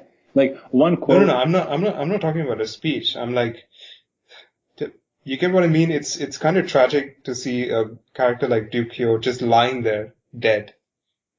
While Oki was on his horse when he died and several other characters died. That just shows you the scale of the battle because this is a larger scale battle than the one was. Yeah, and there's a different goal. Yeah, the goal in true. the Oki fight was for Oki to die, and that happened. Yeah. And he got the fitting end, like, and that's what they wanted. But in this one, there's still ongoing, and he was a huge roadblock that in the end may prove to be the difference. Right at the end. That's true. I mean, considering the context here, I kind of understand it, but I'm a bit, biased. I like Dukyo and everything else. And logically speaking, it kind of impossible because with Oki, the reason why he managed to give that speech and do everything he did before dying because he got away. Mobu and To made him go away. Yeah, and everyone else, but Dukyo was literally the only one in the middle of that sea of enemies, excluding Shinji and a few soldiers. So I wouldn't have had it any other way. Though I do see where you're coming from. I would have liked an awesome fucking. I mean, at least you can say. Well, he broke Hoken's arm. I mean, like you guys have been saying continuously, that was epic. So. I don't mind his death, to be honest. I would have liked to see where he's like lying and smiling with his teeth or something. But yeah, it's fine with me. His last words made up for it. Dude, his last words. Ah, yeah. Don't ever let your fire out, Shin. Yeah. Don't ever let your fire out, lad. And it was so sudden, like that panel. Quickly, Shin, look at me. I'm gonna say this, then I'm gonna die. I like that. I really did. I don't know why. I really like those last words. I'm a really big fan of words that actually foreshadow moments too. I was thinking of an example from One Piece. What was it? Oh, like, do you know how, like, whenever someone like Crocodile said to Luffy, like, I was once like you, and then he turned into what he was? Like, words that actually turn into real situations. So I was thinking, like, don't ever let your fire die. There'll be a situation where Shin may actually be on the brink. Like, be, like, very borderline, and then he'll remember words like those at the key time. Like, so there's actually I love that. Like things like that, the sentimental things, like where it comes into actual play, would be Man, really I love cool. that. Yeah, I I like really that for like that. GQ. I like that if that's his impact on Shin as well as the instinctual part. Just keeping the fight going no matter how close he gets to the brink of death. That and the shield, dude. Yeah, and the shield. That also Mhm. helps when you're in the brink of death too. Oh my god. Well, yeah. Any other fights that you guys want to mention quickly and so on? Yes. Kyokai. Kyokai versus Shin in the assassin arc part where they're trying to assassinate Sei. That was beautiful. That's all I'm gonna say. And Some people don't like the moment when Kyokai The sword. I just love the stands sword up. play. Yeah, Yeah, especially that, just the sword play and the style of fighting. That's also got Ton. The breath style, like running out of breath as well, so it's a weakness. It was really cool, just finding out all of that stuff. Because Kyokai seemed pretty fucking strong without a like a way to stop her then. And then you realize that she actually gets out of breath really easily. I mean, one fight that I do want to mention that has my favorite panel, a double spread, in the manga of Kingdom is, the Hoken versus Haishin unit, where Kyokai is just, about priestess dance. Dude, I love that. Let us dance. Ryo, what is the sword name again? Ryokusui. Ryokusui, yeah. Something, and it's got like the dust or the smoke underneath her just from the dancing. Oh yeah, and then Hoken is just chill. People are watching. Yeah, that was a really sick moment. Yeah, I agree with that. That was actually a good fight too. I reckon it was a better fight than the one I just said. It's Ryokyo. God damn it, fucking name. Do you know the best fight of Kingdom out of all? Behave versus anyone. The best fight of Kingdom was the arm wrestling fight that Shin and Kyo had in their special panel, where she used her chi to even knock out the people behind Shin. That hockey. That's the best battle ever. Armaments hockey right there. The Conqueror's hockey. Just knocking people out of it. Well, yes, Kingdom is a bit supernatural, right? Yeah. Actually, that chi stuff is a bit supernatural. There is the implementation in real considering life. its Chinese history, yeah, it has its place. Especially like the Bushin concept also has a place. It's if anything, you can see it's just a mindset that's really arrogant, but it works for the people that do it. So yeah. And it's not like Kyokai or Shin or Hoken do anything like they don't shoot fireballs or anything. They just manipulate the spirit energy inside their body, and which increases their strength, physical strength. And then, of course, Hoken cleaving people left and right with one swing. Yeah, that's just always there. The guy does that a lot whenever he is in front of us. Yep. Anyway, I think that kind of settles most of the fights that we can talk about. There are many more fights, but we've talked about the best of them. And anything else? That's pretty good for fights. All right. So, our favorite strategies, things that we enjoyed to see from the generals, from the people in this manga. Who wants to go first? I guess I'll go first with Riboku. Because, basically, okay, I'll be honest, this isn't a favorite strategy for what he did, because, the way I see it, I could see it coming from a mile away, and even Oki saw it coming. It's just that he couldn't do anything about it. It was Riboku versus, Kin and Oki, and, how he sandwiched Oki between two, Zhao armies. One of them his own, the other one belonging to a general whose name I don't remember. Hokoku? Well, something with an F, dude. I don't remember. Never mind then. Basically sandwiching Oki, who is no mean tactician himself. To be able to put Oki into that position is just, it required a lot of skill, finesse, and even Oki recognized Riboku's talent for strategies. And the way Riboku used those special horses or those special troops, cavalry that he had, who could go through mountains very easily and get to the battlefield very quickly, and almost without any prior notice to the opponents. That was very clever of Riboku, I have to say. And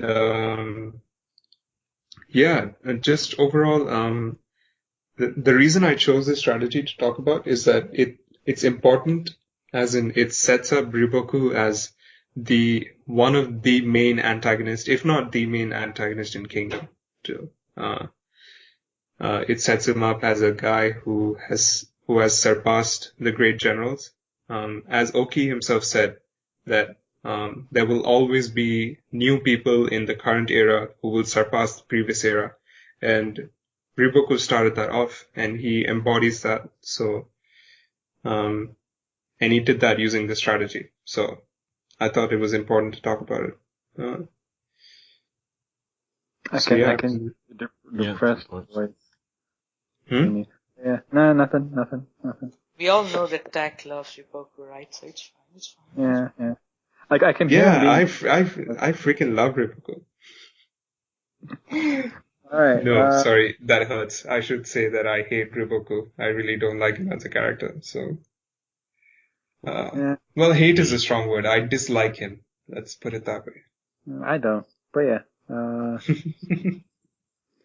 Let's see. Divvens. For me, Duke Ho wasn't such of a strategist. He was more of the intellectual type, but the fact that what was that Riboku special move called?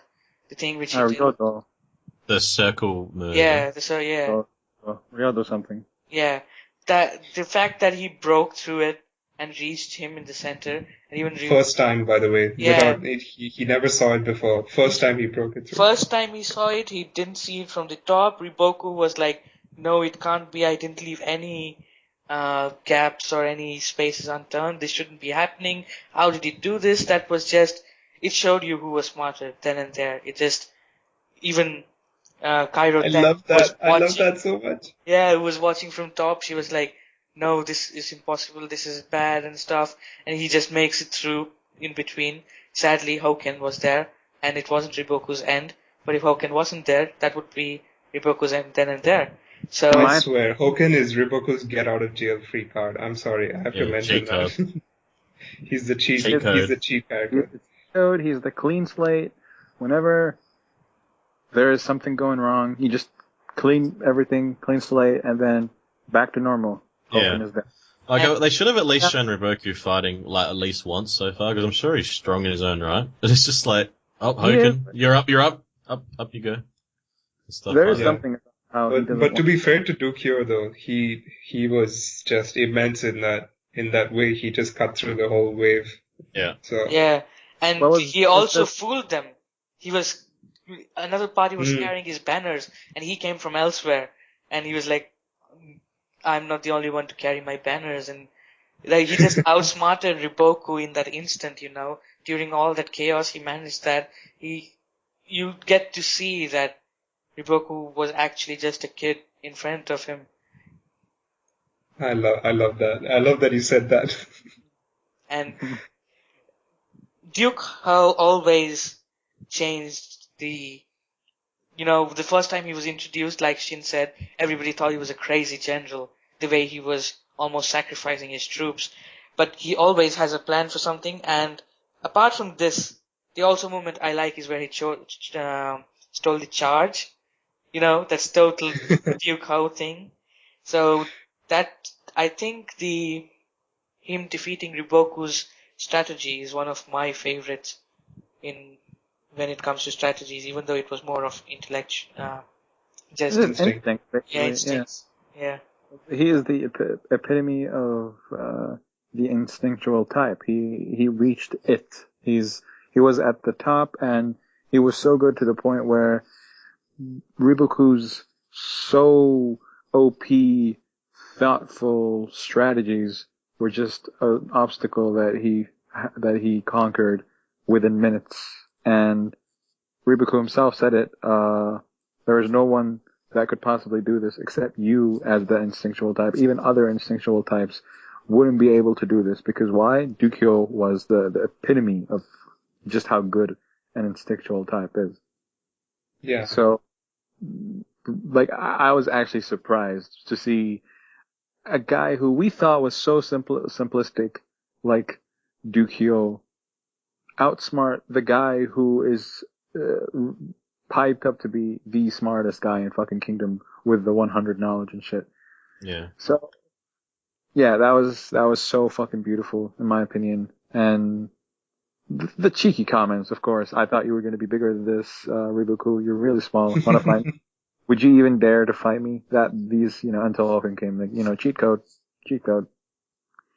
But yeah, I love that part. And, yeah, Cam? Yep. I would say, Recoilation. Recoilation. Thank you, Sammy. My favourite strategy, I'll mention two by the same character, one in particular. It'll be your mate, it'll be Kanki. Now, we know who he is. He is a genius at warfare. Right now, he's a former bandit who is a genius at warfare, or self-claimed, and he's doing a good job to prove it. But the way that he goes about the warfare, just the uniqueness about it, the creativity. It's the creativity that's not lacking, but the style of the things he does, are just no one else does it. Like, only he would do that. It's not even instinctual. It's like a mixture of everything. It's like planned out, and he's probably not even trying to think it out. It just comes to him. To start with, the one that's like, the good one was when he was first introduced and he took out one of the 4 heavenly kings of Renpa. I forgot his name, forgive me. But just the way it was, the army movements and like how they were cutting off messengers and all that. And then he just snuck in as one of the messengers of the other side. And then just walked up and like beheads him like in an awesome way. Like, it was such a good strategy. It was a really unique one, and it really affected things like more than just like, it didn't waste soldiers as much. It was like, it was unorthodox, and the morale that people lose when someone like that dies, you know how important it is in Kingdom. Morale is like... Do you see, like, in the night phase? What? Did I just say night phase? This is not my... oh my god. Oh my god. In nighttime, everyone is asleep, and then all of a sudden, wait, what? The strategy, he's dead? He's just dead, yeah. That's No. weird. It was just the morale, like, he's targeting morale purposely in the way he does things, and it's really cool, because it's not just how he attacks, but what he did with the eyes as well, and things like that. Like, he's really into the mental game of, like, morale, with how he goes about his strategy, and that's really cool. And his other strategy that he did, that was the main one, was his YOLO, I won't have to use that term, against Seikai, with Choto at his side. Now that was just running into those armies as like a small, like you couldn't even see it on, like, if you're looking above, it's like finding a 5-cent piece on an oval. It was just a small little army, just running through. Just completely, no fear, just running through and taking out the enemy general and getting out and going back up the pass. That was just like maybe Choto died, but we can forget that. And he didn't die. And I remember in the middle, I don't know if you remember this, he even saluted to the soldiers and he saluted back. He was just saluting to the soldiers, like, he was even encouraging them. He was like, shoot the arrows at those bastards. Yeah, keep going and stuff. Yeah. And then Choto is just there behind him, like, what the fuck is this guy doing? Why am I with him? Why am I with him? Where am I? What is going on? Like, you think, you just look at these two strategies and like, wow, this guy's just brilliant. And then you look back at him being up the pass again, and he's named his 1,000-man commander because it's funny. Like, this guy is just, this strategy is just, I don't know how, but they're just so funnily unique. Funnily, yeah. Bad comparison. I'm sorry, guys, for doing. No, why am I sorry? I fucking love anime. I fucking love anime. But anyway, his unorthodox style. If you watch Kuroko no Basket, the way Aomini Daiki plays basketball is the way Kanki fights. He improvises in a free for all way, where what he does is like, what? Wait. No, then You can't plan it out. Yeah, it just happens. yeah, like he it's took the instinctual on drugs, sort of thing. That's exactly it. He doesn't plan. It just happens. And he's just a genius, and he knows it, and that's why he does it, because he knows it's probably going to work. Yeah. I mean, this is not a strategy, what I'm about to say, but the reaction to it was very, very funny in my opinion. Like, he took the oil from Kin, and then they said, like, why would you do that? And then he just took all the oil, threw it on the tower, and just one arrow, poof, burned up. And I still remember one of the generals, he was like, he just said ST, and then boom, fire. Like, they didn't know what to say. Like, this guy is about to ruin everything with an arrow. Oh man. Yeah. Alright, so that's my part on Kanki. What is your favorite strategy, Sammy? Believe it or not, as much of a fucking insanely huge fan of Kanki I am, there is this one man that did something that blew me the fuck away. Osen. First of all, his mind games are, in my opinion, even worse than Kanki's. I know psychologically, Kanki is always about making you afraid, but the way Osen did it is basically him. This is what he did. He told, do you guys remember the name of the guy who got cut by Ordo? No. It's one of it was one of Osen's generals, right? I don't remember his name though. He was a vice I'll general. quickly Yeah. check it. Simply put, the way he screwed with Ordo, where in which he kind of acted as if he was moving about and running away, and then you see the panels of everyone in the King headquarters freaking out and telling Say and whatnot, how would you put a man such as this in such a critical spot? And then you're thinking to yourself, I remember Takt, I was in a call with him when he was reading it, and I was like, yes, I was right, this guy's gonna screw Kin over, oh my god, and I was just sitting down, listening to his fucking raging, and laughing, waiting Wait, hang on, this never happened.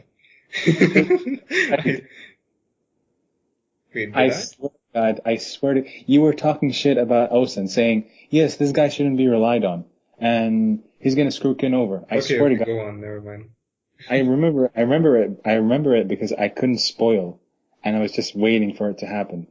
And basically, and then from that point on, you start to see how Ordo is so comfortable, how he's the king of the mountains, literally and figuratively, how he's such an intimidating force, and he has defeated Osen because Osen ran away. And then you see Osen and his army all behind, and the epic quote, "What an idiot." That panel to me was one of the funniest things. Like, it wasn't supposed to be very funny, but every time I see it, I just laugh out loud. Yeah. I have the way he was looking and the way he said it, in my opinion, but after that, you're wondering what exactly happened, and then you realize basically Ordo, as he thought he was running, Osen was actually just chilling there for like, what was it, 2 days, waiting for Ordo to actually engage in that part, and then he gets ambushed, loses 10,000 of his elite soldiers. He's pretty much screwed already. Osen backs out again, and this time you're wondering, is this over? Is this part over? And you're thinking to yourself, basically, this is what we're gonna get of Osen in this arc. Karin comes in, Kankoku Pass is about to be taken, and Osen shows up out of nowhere. While what was happening, Ordo is still there, just waiting for something to happen, paranoid as fuck, being mindfucked, while Osen mindfucks Karin and everyone in Kankoku Pass. Saves the day. I think goes back, and Ordo is the joke of the war, in my opinion. How? Because he got mindfucked by Osen. Or I would like to say, Osend. Osend, yeah. Yeah. Was it Jan? It didn't make Jan look very good when Yeah, that dude. happened though. They just No, completely did. when he was first introduced, I liked the character design and all, and I thought, I'm gonna root for this guy against Osen. And then, like Sammy said, I was doubtful of Osen, which I don't remember. You were. I do remember one thing though. I did sort of predict that Osen would ambush him, but I didn't predict when. And the fact that it happened so soon, and you get that double spread of him behind the mountain troops, I just went, "What the fuck, Osen? Don't do this to me! Why?" And after that, he managed to get to the pass and also defend it from being open. Yeah. He just changed the whole desperation. That was the second moment when I just screamed "What the fuck" in my computer, and I think I was on a call with Sammy at the same time as well. So That was, I think, 2 chapters, and then he went to sleep because it was like 4 a.m. yeah. He had class at like 8 a.m. And that's the day that I skipped 2 classes. Fuck, I remember. Yeah. Basically, what happened is he systematically destroyed every fiber of Ordo because he kept him pinned down for 3 days. Ordo didn't do anything. This guy is not a general. He's a great general. He has the title of a great general, Ordo, believe it or not. And in his stats, he has more knowledge and strength than Osen. 1 point only. But what I'm trying to say is, this guy is no joke. You think he is because he got Osen. Being just fucking controlled so hard for 3 days. He was Osen's bitch, in my opinion. And at the same time, he saves Kankoku Pass, just that casual saves Kankoku Pass from inanimate and complete destruction. Yeah. So casual. Just, he showed up, killed a few people, and then left. Fucking Osen, man. Osen. Yeah. Okay, fanboying over. Fanboying over. He lived up to his name of the shield of Kim. Definitely. Oh yeah, definitely. Yeah. And it was only in hindsight that I realized that putting him on the left was on purpose, so that just in case somebody came from behind, Osen would come in. So yeah. Did you ask that before? Hmm? Did you think of that scenario before you read it? No. Not until they revealed it. Not until they revealed the fact that it was a strategy.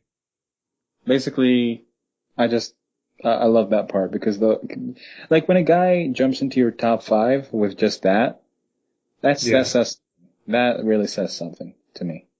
The dude went all the way to my 4th spot with just 1 scenario. I go 2, but they're both like connected to each other.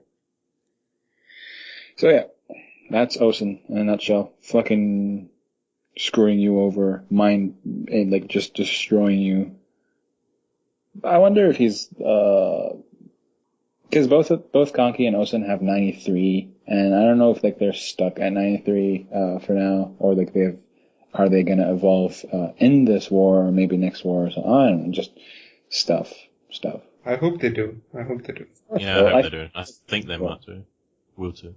In terms of strength, definitely, but I mean like now, because I don't know. These guys, both of them, Conky and Osen, they seem untouchable to a point where they have yet to try, and at the same time, they've destroyed everything with just their casual laughters and, well, not Osen. Osen does not laugh. He does not know the meaning of laughing. Has he smiled ever? Has he what? Smiled. No. I think you get these moments when he's supposed to smirk, but he doesn't even smirk. He just like has a straight face instead of like a scale. It's like a really subtle difference. But yeah, what you said about the stats, like, well, physical strength, those two haven't really fought anyone, but they both have something about them that's not a stat, like that gives them that X factor of it being a general, and that's why it's really hard to prepare for them. Like, knowledge is probably what's the best part about him. Like, with Kanki, it's innate knowledge. Like, it's knowledge that he doesn't even know why he has it. It's because he's a genius. I've always said that. Sorry, go on. Sorry, no. I just want to say that, Kanki is a genius at improvising, and Osen is a genius at planning. It's kind of like Yeah. cam and, scam. It's like that, but like knowledge is sort of something that you also like comes with experience, and you taught and you read and your stuff and all that. But these are just things that it's almost like they're born with it. Like they're just naturally extremely talented at it, and it's hard to say you're a very knowledgeable person when you're only really knowledgeable or good at doing one thing really well, which is like with Kanki, his style of warfare, with Ocean, his planning in warfare. But it's like, they might not be knowledgeable in every other area, but in that area, they seem untouchable thus far, and that's what they come off as, and I don't know. I'm really sold on Ocean now. I'm really enjoying it the more I talk about it. Alright, so these are our, like, four favorite strategies, from the four characters, Kanki, Riboku, Dukyo, and Osen. And, to me, I mean, there are many other strategies that I love. For example, the Echelon by Shoheikun. I love that, like how it was so simplistic. The result for it, which was basically Mobu coming in, destroying everything, and being the guy who beats Kame. But I liked how it was portrayed at the beginning, when it was just Mobu standing, and then Shoheikun, he commands everyone to perform the Echelon, strategy. Yeah. I love how surprised everyone is when he suggests a strategy. Yeah, and do you think it would have been nice if he was the one who actually thought of it? Or it would have been too much, in my opinion? I don't know. No, I think it would have been too much of a leap, honestly. Because even there. this is a guy who screamed in the middle of battlefield that he has no need for tactics while riding a horse and chopping people's heads off. So, Yeah, you have a from point. from that to coming up with an echelon formation, no, it's too big. Too big a leap. Who else? We haven't seen too much of our strategist, Karyoten. But she has joined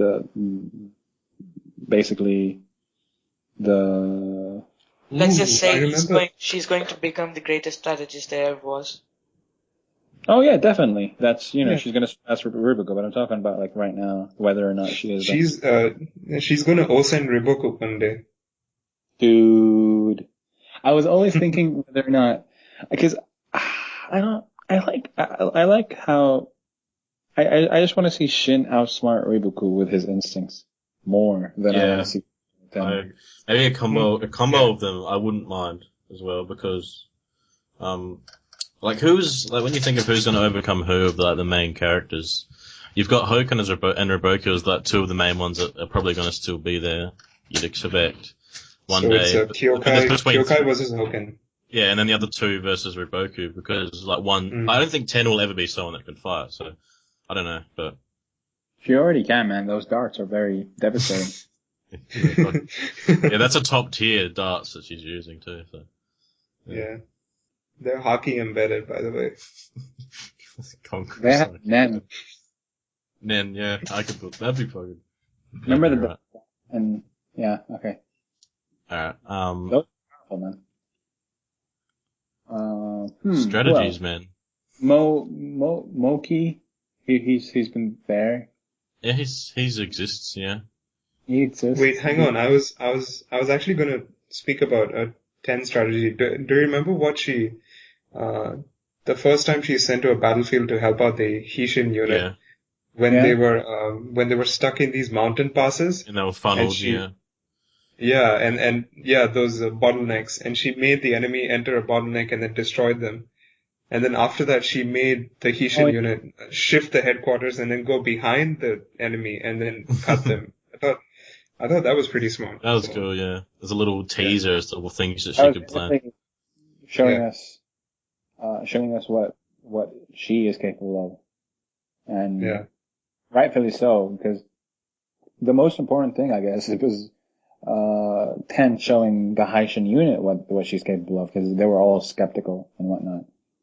Yeah, they were not ready to accept a strategist or a new member into the Hishin unit to command them all of a sudden.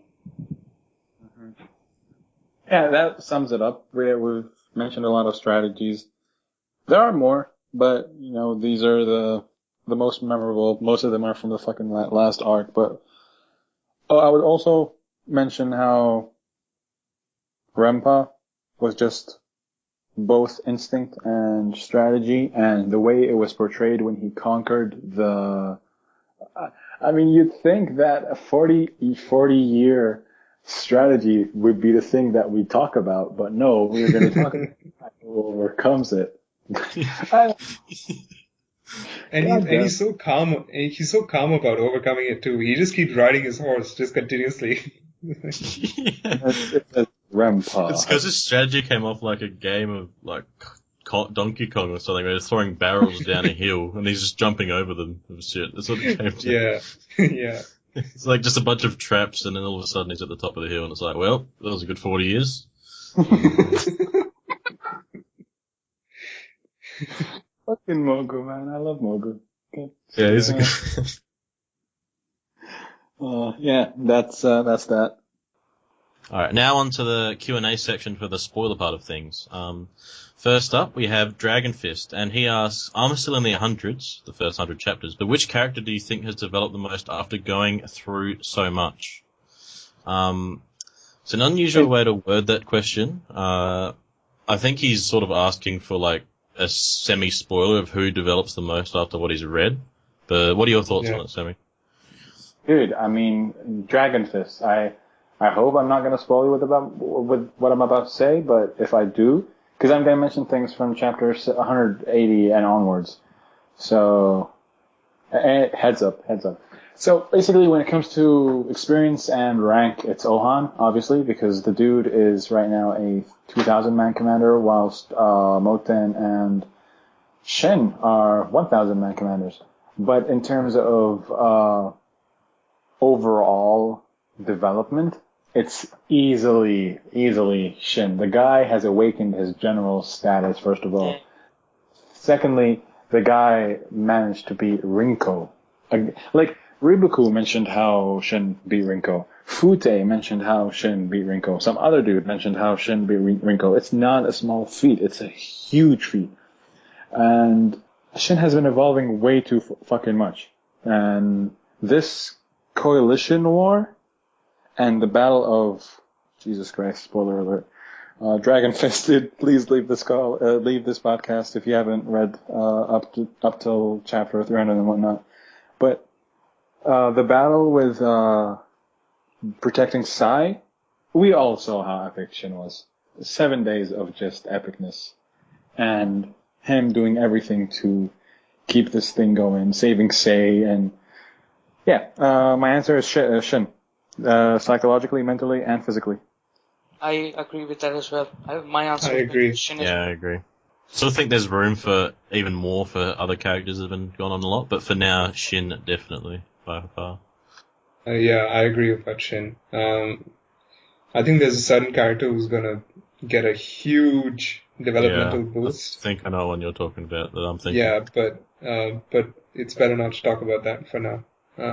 For now, it's Shin. Yep. Are you guys talking about spoilers? No, we know it's going to happen. It's not spoilers. Yeah. I'm assuming it's going to happen. Well, yeah, but Alright, is that all on that one? never mind.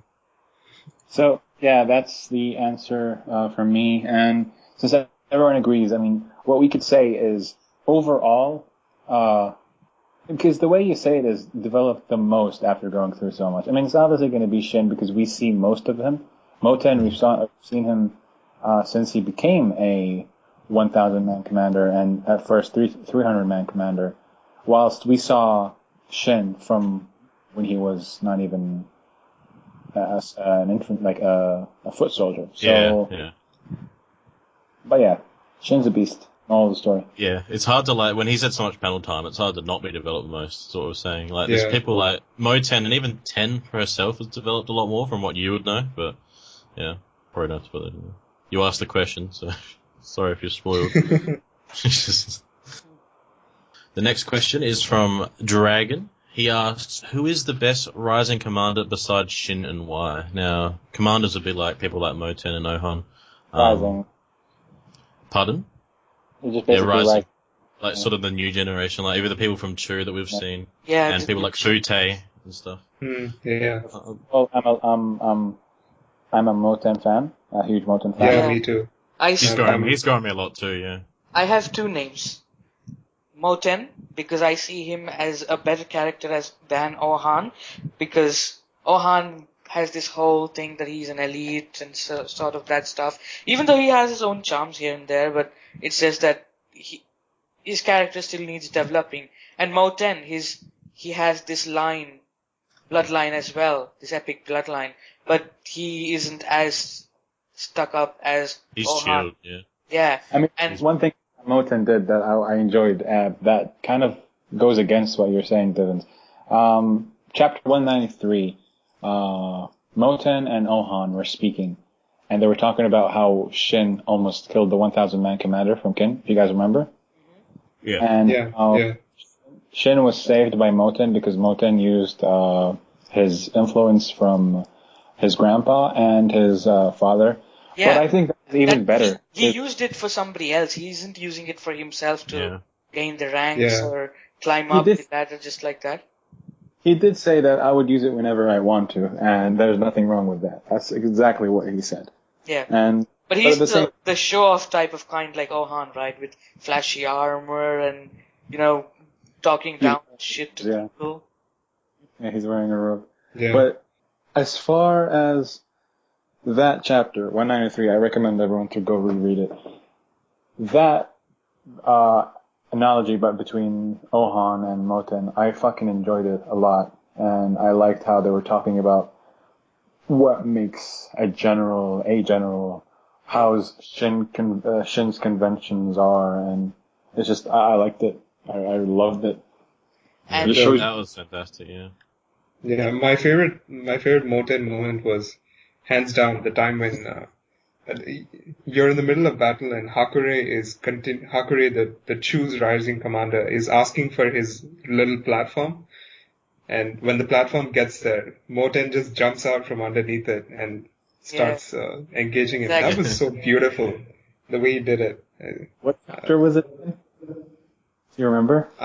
No, I don't remember what chapter. It'd be 280 or so, I think. Yeah, somewhere there. Probably somewhere there. And But the second name I was going to take was Hakure. Not Quinn, Kin, but that's another rising commander right there for you. Yeah. He is. Choices. I mean, to me, it's Fute. Fucking Fute. I love Fute. Really yeah. Fute's good. I love Fute, man. He's so freaking funny. I really hate stuck-up characters, so Ohan is not one of my favorites now, but I actually predict that he's going to grow on me more. Like Moten is my favorite right now. He actually is sort of like Osten. It's like I like the character, but the more I thought about it, the more I liked him even more. Like it grew on me afterwards. But I think from here on, I'm predicting Ohan will really take that lead for some reason. I think he might. Hopefully, he has a bit of a character change too, because he's sometimes a lot annoying. But for now, for me as well, it's Moten and Fute. Yeah, he's a good one. I like Fute. I don't know. I mean, Fute hasn't had the impact on me as he has on YouTube, but. It's maybe because it's more recent. That could be true, but either way, I don't really. That's true. I just don't like the guy from Chu. That's all I don't like. The rest of the good and stuff. That Bakuya sword guy can go die for all I care. I don't. Koyoku, right? He should have been massacred by To, but I don't know why. Yeah. Yeah, he's Koyoku. When just calling Kin ass pussies and literally quoting him. He took on someone that's from 3 different countries, so it doesn't make any sense at all. That's what I'm saying. He just has luck on his side. He needs to. He'll get He's very lucky. his head chopped off pretty soon, I guess. Yeah. He's got oily hair. Well, I'll give him that. He did make me laugh. So, but he's probably my least favorite out of all of them. Yeah, definitely my least favorite. Yeah, he's more annoying than Ohan anyway. So he's more vocal than Ohan. Ohan has some class. He holds his class, even if it's obnoxious. So.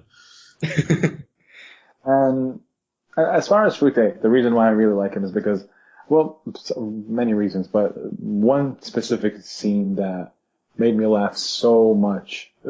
Shouldn't have laughed because it was saddening, but I still laughed a bit. Is when he cuts Ryuzen, and then out of nowhere he says, "How about that, Ryuzen-san?" And then he just laughs for an hour, and then he just stabs someone else, and he just says, "Have that one too," and then just laughs. It was just random as fuck.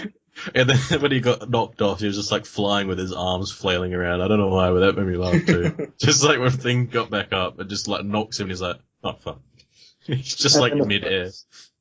And Kane being his future wife and how he got mad. It's just, for a guy to... Oh, I love that part. I love that part. Just for a guy to have this much impact on me from one fucking scene, just overall, I give props to his introduction. It was very impactful, and it made him jump for me significantly.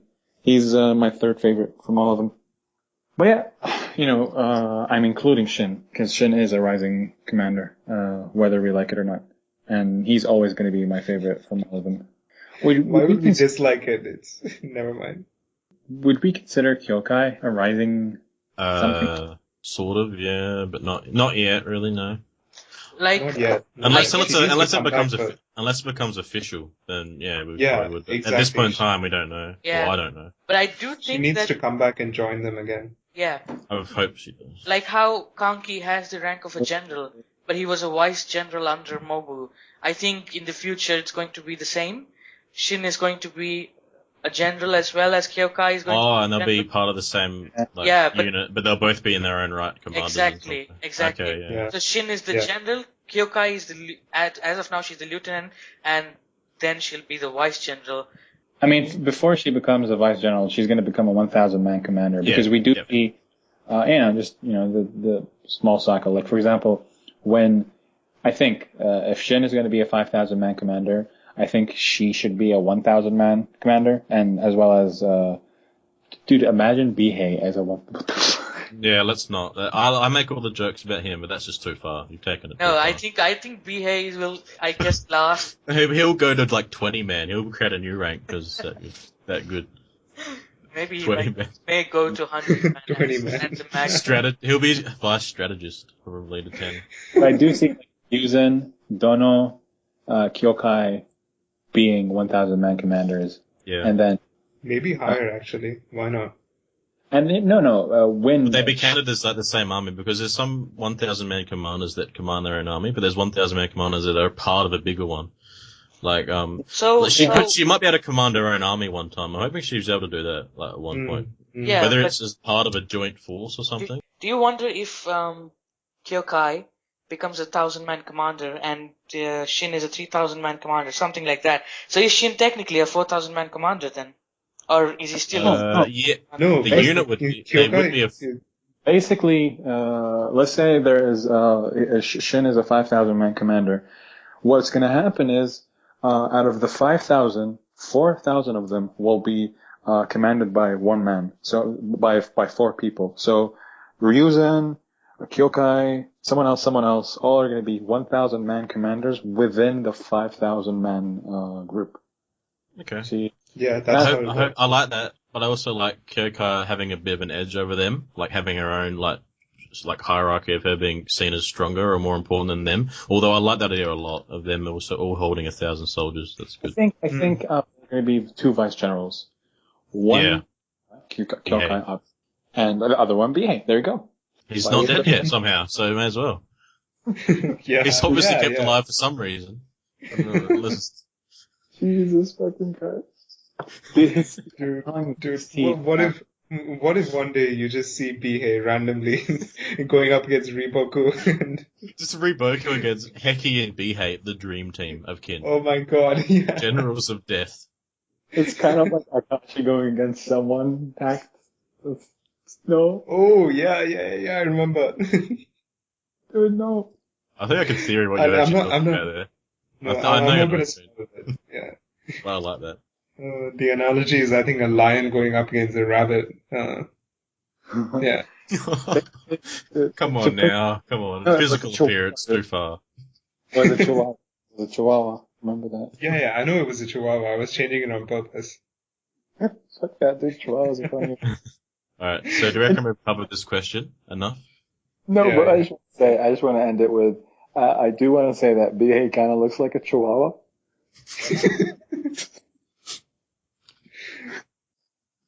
Alright, so Malice C's question is there one thing you would change in Kingdom? And if yes, what would it be that you'd change? Do you guys have any initial thoughts on that one? I would. There are a few lighthearted moments in Kingdom. I would just have a few more of them, a bit more of them, in there. I just feel like we don't have enough of those. Yeah. But then that's just me. I like a bit of variety in a manga, and Kingdom has that variety, but not quite as much as I would like, perhaps. So that's what I would change. Just add a few more funny moments here and there. Not change, but add more. Okay. Add, yeah. Yeah. What do you think, Divvens? I would say I would remove Ryufu's existence, but that would remove the antagonist for our king. Well, I really have nothing to change in Kingdom. I've not found anything that I'd like to change except for Ryufu's existence be nullified. Maybe change it so he has facial expressions as well. So it's Yeah, like that's isn't probably staring there blankly all the time like a giant douche trying to take over when he's useless. That's good stuff. well, he's a giant douche trying to take over. He does a good job being antagonistic. Yeah, though, I so. mean, the time when he just accepted that he had sent assassins to the king and he just do nothing, says it. that was just such It's infuriating, actually. yeah, but like, come on, he's the king, what the fuck are you doing? Like, True. What do you think, Sammy? Good question. Very good question. And that's what Sammy thinks. Personally, I wouldn't change much. So yeah, good point. I mean, let me think. Sammy might want more, Well, the story is what it is. Nothing should be changed drastically to make me enjoy it more, honestly. Any very small minor things. Sorry, go on. Okay, let me see. Like if I were to add like something about One Piece, I would add more deaths. More deaths. But with Kingdom, let me just think. Less deaths. No, fuck that. More deaths in Kingdom. More Ryufu dying. Or Ryufu dying, of course. In a very horrible way. But by Kanki. Eyeballs out. Crucified. While Hoken just fucking slices him for no reason. No. Kanki should do like you know what he did with the eyeballs? He should do that with Ryo, but only when Ryo is alive. And pull out his eyeballs when I thought you were going to say something even worse than that. I mean, what I would do, like after that, I would play a game where I have to throw the eyeballs into his eyes back into, like, just whatever. And then all the eyeballs, that were out there. That won't cause much pain though. Dude, you're throwing your eyeballs at someone. That's enough. I know it's fun, but it won't torture Ryo, and I would like to torture Ryo, so. Hey, this is what I would do. I would remove the existence of Kanki. Definitely. I agree. Definitely. But let me think, actually. God damn it. Cam agrees. That's one. I would give more emphasis on Jan and Han. Aren't they like the two smallest states? I would give them more emphasis, yeah. Fuck it. Mm-hmm. Interesting. Chu, we haven't seen anything of Jan and Han. Even their the Seikai was there. He was a plot device to develop the scenario with Kanki and that one guy that I always fuck his name up. And Ordo was a plot device to get plot fucked. That's my opinion. Anyway, more emphasis, more badassery from them. I would like also to see their political opinion about what's happening as much as we saw from Chu's King and so on and so forth. Why only Chu? Yeah, there you go. Yep, fair enough. I agree. Anything else you want to add, people? No, I just agree. Maybe more Kyokai, but that'll happen hopefully soon. So Oh, you not really. Well, It's more impatience rather than what I'd change. I'd change it so that everything was translated already. Nice, good one, Kim. All right. All right. Good. Actually, that's also because I like having 3 chapters every week. Though over one, like 5-6 chapters every week. I would personally love to have 35 chapters today. Personally. That's also good. Yes. Yeah. Well, I think 37 would be my number, honestly. But that's just me. All right. Alright, so that's covered it. We love Kingdom, so it's hard to find something really big, and we hate Ryofui. So, on to the next last question asker. It is the critical limit. And first off, he asks, do you think we will see Renpa take to the battlefield once again at some point in this series? Yeah. Yes. Because he told Mogu that he was gonna be in battle till he dies. And plot-wise, he will then, just simply put. Yeah, because he's in Chu and unless he's in he Chu. dies.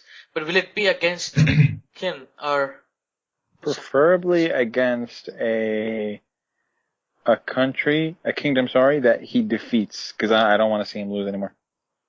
So, Yeah, if I we definitely see, don't want to see him lose. if we see Chu versus fucking Zhao one day, when Riboku is like so mindfucked after what happened, and then Chu beats Zhao with Renpa leading the way, yeah. I would fanboy the hell out if But that's Riboku not gets gonna happen, defeated though. by Renpa. That's not gonna happen. Come to think of it, how would Renpa beat Riboku when even Oki couldn't? Shit like that.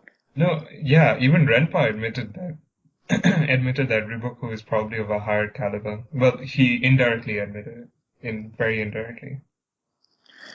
So yeah, Renpa, I want to see him in a war where he wins. By all means, not against. Ken. You know what? Fuck it. what do you think if will Zhao call him back when they are getting attacked by Kin in Chile? Who knows? Actually, wait, I have something about that. Zhao doesn't have a third Great Heaven thingy. Great Heaven guy thingy.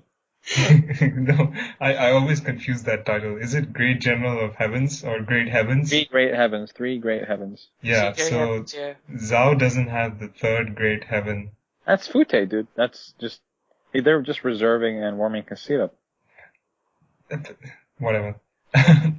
What if they call Renpa back to be the third one? That would be like. I just want Renpa to sit down and chillax. Yeah, me too. I He needs to go and survey battlefields like Oki did. What if he Just to see what's joins going on. Kin? No. I love him as the antagonist. I do not like him as no. Oh, he's a friendly antagonist. Which is good. Yeah, he's like Kuzan, and yeah, perfect. Yeah, actually, wait, Renpa could be the Kuzan. Oh yes, I like that. I like that a lot. I do still want to see him fight, genuinely, because the guy was said to Generally. I just hope he doesn't end up dying then. I mean, old dudes. Yeah, I don't want him to die. But then it's inevitable that he will die, and judging by the foreshadowing of what he said to Mogu, saying that he'll die in the battlefield, he'll be killed. Yeah. And judging by the fact that the mangaka loves Riboku will kill Renpa. Fuck no, dude. No. Why? Shin will kill him. No, it's just me. No, actually, wait. Who is most likely? Let's say Mogu's gonna kill Renpa, dude. Let's say Kin goes up against Chu. Who would go up against Renpa? My fanboy side would say Kanki or Osen. Osen, I'd feel Osen. Osen, because yeah. of the past history. That's like something there between them, especially. Their history, yeah. I do like the idea of Osen going up against Renpa. And then I could also see. Oh, sorry, go on. Actually, no, I had it wrong. I just thought because I got it mixed up. Like Mogo didn't die versing Renpa, so it's not really like Mobo should go up against him either. Because it's like, there's not that much of a past there. But with Osen, it was like Osen's first important moment was with him and all that, and Osen will be really important, hopefully, by the time that would happen. So That'd be really good. But this is not a spoiler. It's just not. I don't even think it's happening in the manga, to be honest. When caught up, basically what the mangaka said is that Osen and To will be emphasized in the future quite heavily. Yeah. Really happy about hearing To, because that's just, I know, he's just a I'm more character happy- that's stuck around. What He's stuck To needs around. to do is go back to Chew and kill that guy and then come back and then get some more development going. That's what he needs to do. Oh fuck. To just needs to fucking bicycle sword everyone, and that's good to go. There's this one awesome panel parody where he's harvesting fucking straw with a fucking. It's just funny. It's funny. Yeah, but yeah. So basically, Renpa, as far as Battlefield, I want him to win more than lose. Him winning against Kin as the Chu. The thing is, I don't want him to go against Kin because we've already seen what he's, not again. Because Chu has more than enough generals that we can see, and it'll be more intriguing because we're seeing them for the first time. Cohen, for example. So Chu versus Wei Zhao or another state with Renpa leading for some odd reason, just him what he felt like fighting and winning. So yeah, but there you go. My opinion.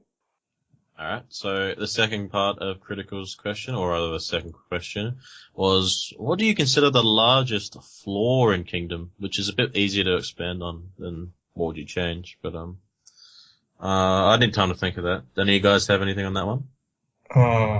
The only thing I can think about is what I said about what I would change, which is I would have more lighthearted moments here and there.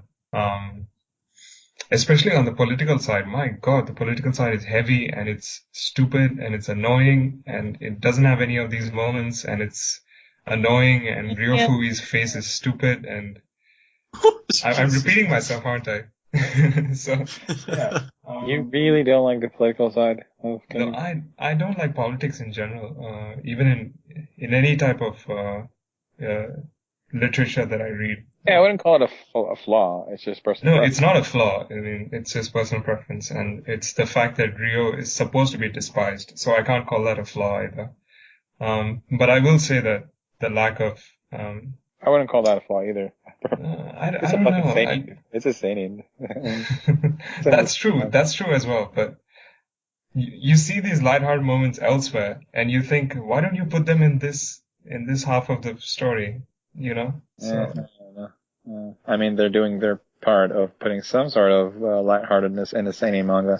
Because usually seinen manga, they don't have it. I know that. Yeah. It should be a strong point, not a flaw, because they actually go out of their way to put lightheartedness. Yeah, I mean, my basic point is, why don't they put some in the political arc to make it better? I think it would make it better.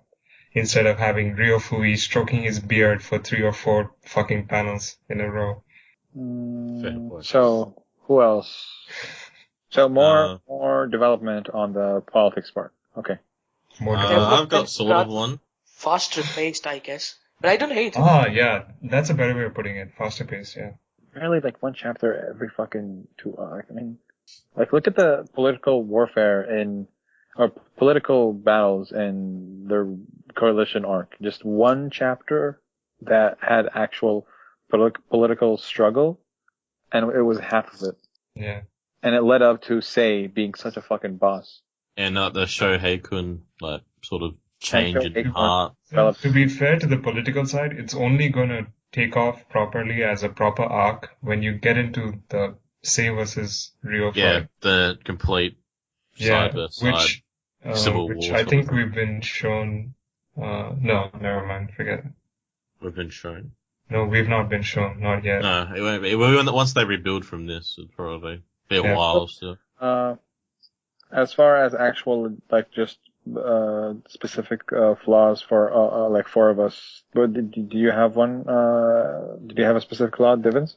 Not really. Not flaw. I sort of have one, but I can't really word it, and it's not really the big deal to me. But for someone, it could be one of the things that annoys people is just maybe Shin in his fights, how no matter how early it was, he'd always take out the person no matter what. He didn't lose a fight. And the only person he's been bested by is Hoken, who as a character is probably less, not interesting, but he's just, like we've said cheat code. We've said, yeah. Like that's the only person that's beaten Shin that's like going to be an enemy in the future, probably. And it's like, he's sort of the cheat code guy, the thing just calls out, and it's like, it feels like Shin just doesn't have who is he gonna face in the future that's like, really scary? It's like, cause he's already taking out generals when he's still like 1,000-man commander and less, and it's like he's accelerating a bit too fast. Like, I consider him a lot higher than he is, like most people do. I don't know why, but it's just, he takes out so many people. Has he taken like out a general apart from Rinko? I thought it was another person. He's taken out the strategy. The guy who was, I mean, his strength was like 70 something, so it's not really. True. And that guy was just a strategist to begin with, so it's not really much. It's true. Renko is the main one. I don't know why, but it's just we'll have to see how the rest of this arc goes for that. Yeah. I want to see how this end of this arc goes and what he does, because I don't think his contribution's finished yet. Whether like what I want him to do, I don't know if that'll happen or not. Probably not. But like, hopefully, I just want to see how this arc ends to see future build up for him. Like, yeah. I don't know. I'm not even saying it's a flaw. I personally like everything that's happened, but that's the only thing I can think of is that to the audience reading, he seems general level because of who he's tangling with, considering his level. Like when he's like a 10-man commander, he's taking out like really good people. It's like, holy fuck. But it still takes him ages to get up there. It's like, it's a good build up, but I can see why it might be weird. That's because he had a lot of training more than other people at that rank did, like his whole past and stuff. That played a role. Yeah, that's what I like. That's what I like about it, true. But maybe some people don't like just that. I mean, past. Chronologically, currently it's been how many years since he? Hey, how long has it been since Oki died? 7, 6. 3 years? No, I thought it was more. No, it's more than that. It was at least 5. I think it's 5 maybe. Because he's supposed to be a general within 5 years of that. So no, he's not supposed to be within 5 years of that. He's supposed to be within 5 years of whenever he had that conversation with Save, which I think it's in already itself been is 2 5 years after. Wasn't that conversation after Oki died, like a bit before the Renpa arc, or was it after? Am I mixing things up? Might be after. It's probably been 4 years. In which case it was after, I think, because it was when Ryofui I think it was 4 years. It was when Ryofui was starting to get a bit more. When the harem stuff was going. No, it was before Wei versus Kin, I am sure. Round 2, because I read it yesterday, for fuck's sake, and it was before the war. It was like 190. Maybe it was 3 or 4 years. Yeah, you're right. So yeah, basically, the coming of age is going to be in a year or two, and Shin actually has to become a general, but within coming of a year is within the year. That seems weird. What's his age? No, I didn't think it was that fast. Coming of age is within a year or two. Yeah, I think it's correct. Okay, so basically, at least 3 years ago, Sei told Kin he will have to become a general within 5 years. Fuck's sake. He told Shin he's gonna have to become a general within 5 years because his coming of age is gonna be in 5 years. So if it's been 3 or 4 years, at least 3, we know that he's gonna have to become a general within a year or 2 from the coalition war. The setting's there though because like with all the generals and all the manpower being lost to this war and how hurt Quinn's gonna be, he's gonna have such a bigger role to play in every fight. So I can see that being the right timeline, yeah. So basically, maybe in the next 2 wars, at most, he will become a general. I'd think the war against Chu that's most likely would be one that he'd get to for that, which will mean that it'll be in 2 years. So we've got like we don't have many time skips then in that case, probably coming up. I would really like that. I really want a massive fucking war with Chu. Mm-hmm. And yeah. With Cohen, the tiger of Chu, fucking strongest bowman of all time, who can beat all people with swords, all quiver under his arrow. Okay. Anyway, so yeah. Personally speaking, I do agree with a bit with Cam, but the fucked up part is in this manga, if you lose a fight, you die. It's just because you don't, you just get slashed, and it's really rare where someone loses a fight 1-on-1 and does not die. You'd have to be saved or something. You don't just get beat up and then that's it. But is he evolving too quickly? I think maybe the flaw that I'm thinking is because do you know how you said before it's following history, but Shin is like a very non-factor in history, but because of that he can be expanded on so much. Yeah. It might feel the least realistic out of everything because the authors put more into that than everything else, which sort of follows its own train that's meant to follow. Maybe that's sort of the vibe I'm getting, but I personally still like it, so just had to point that out. He has a point, because usually it takes a lot of... I mean, we saw how Kanmei as a general defeated, like, he just barely a general, defeated a fucking great general. Like, there are the exceptions and whatnot. But it has been 4 years since 4 years is a big number for him. But yeah, he is stronger than his rank. He's always been stronger than his rank. He's always going to be stronger than his, like, when he's going to be general, he's probably, I don't know. He's probably going to be great general level.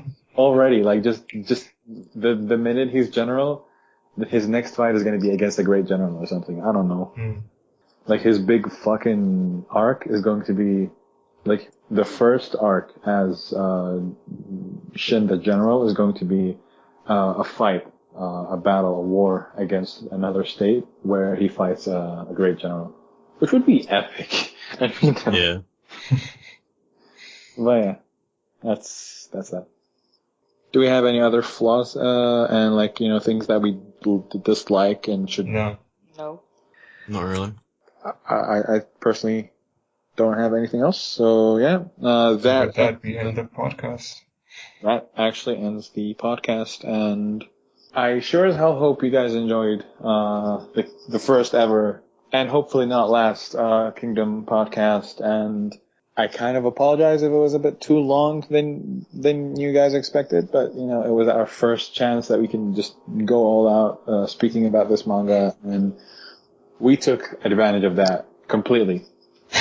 Spoke about too many things, in my opinion, and but yeah, I hope you enjoyed it, and I personally did. Talking about this manga is really fun for me. I agree completely. It was really fun to talk about it finally. Let it all loose and such. Bye. That's that. Bye, people. Bye. Bye.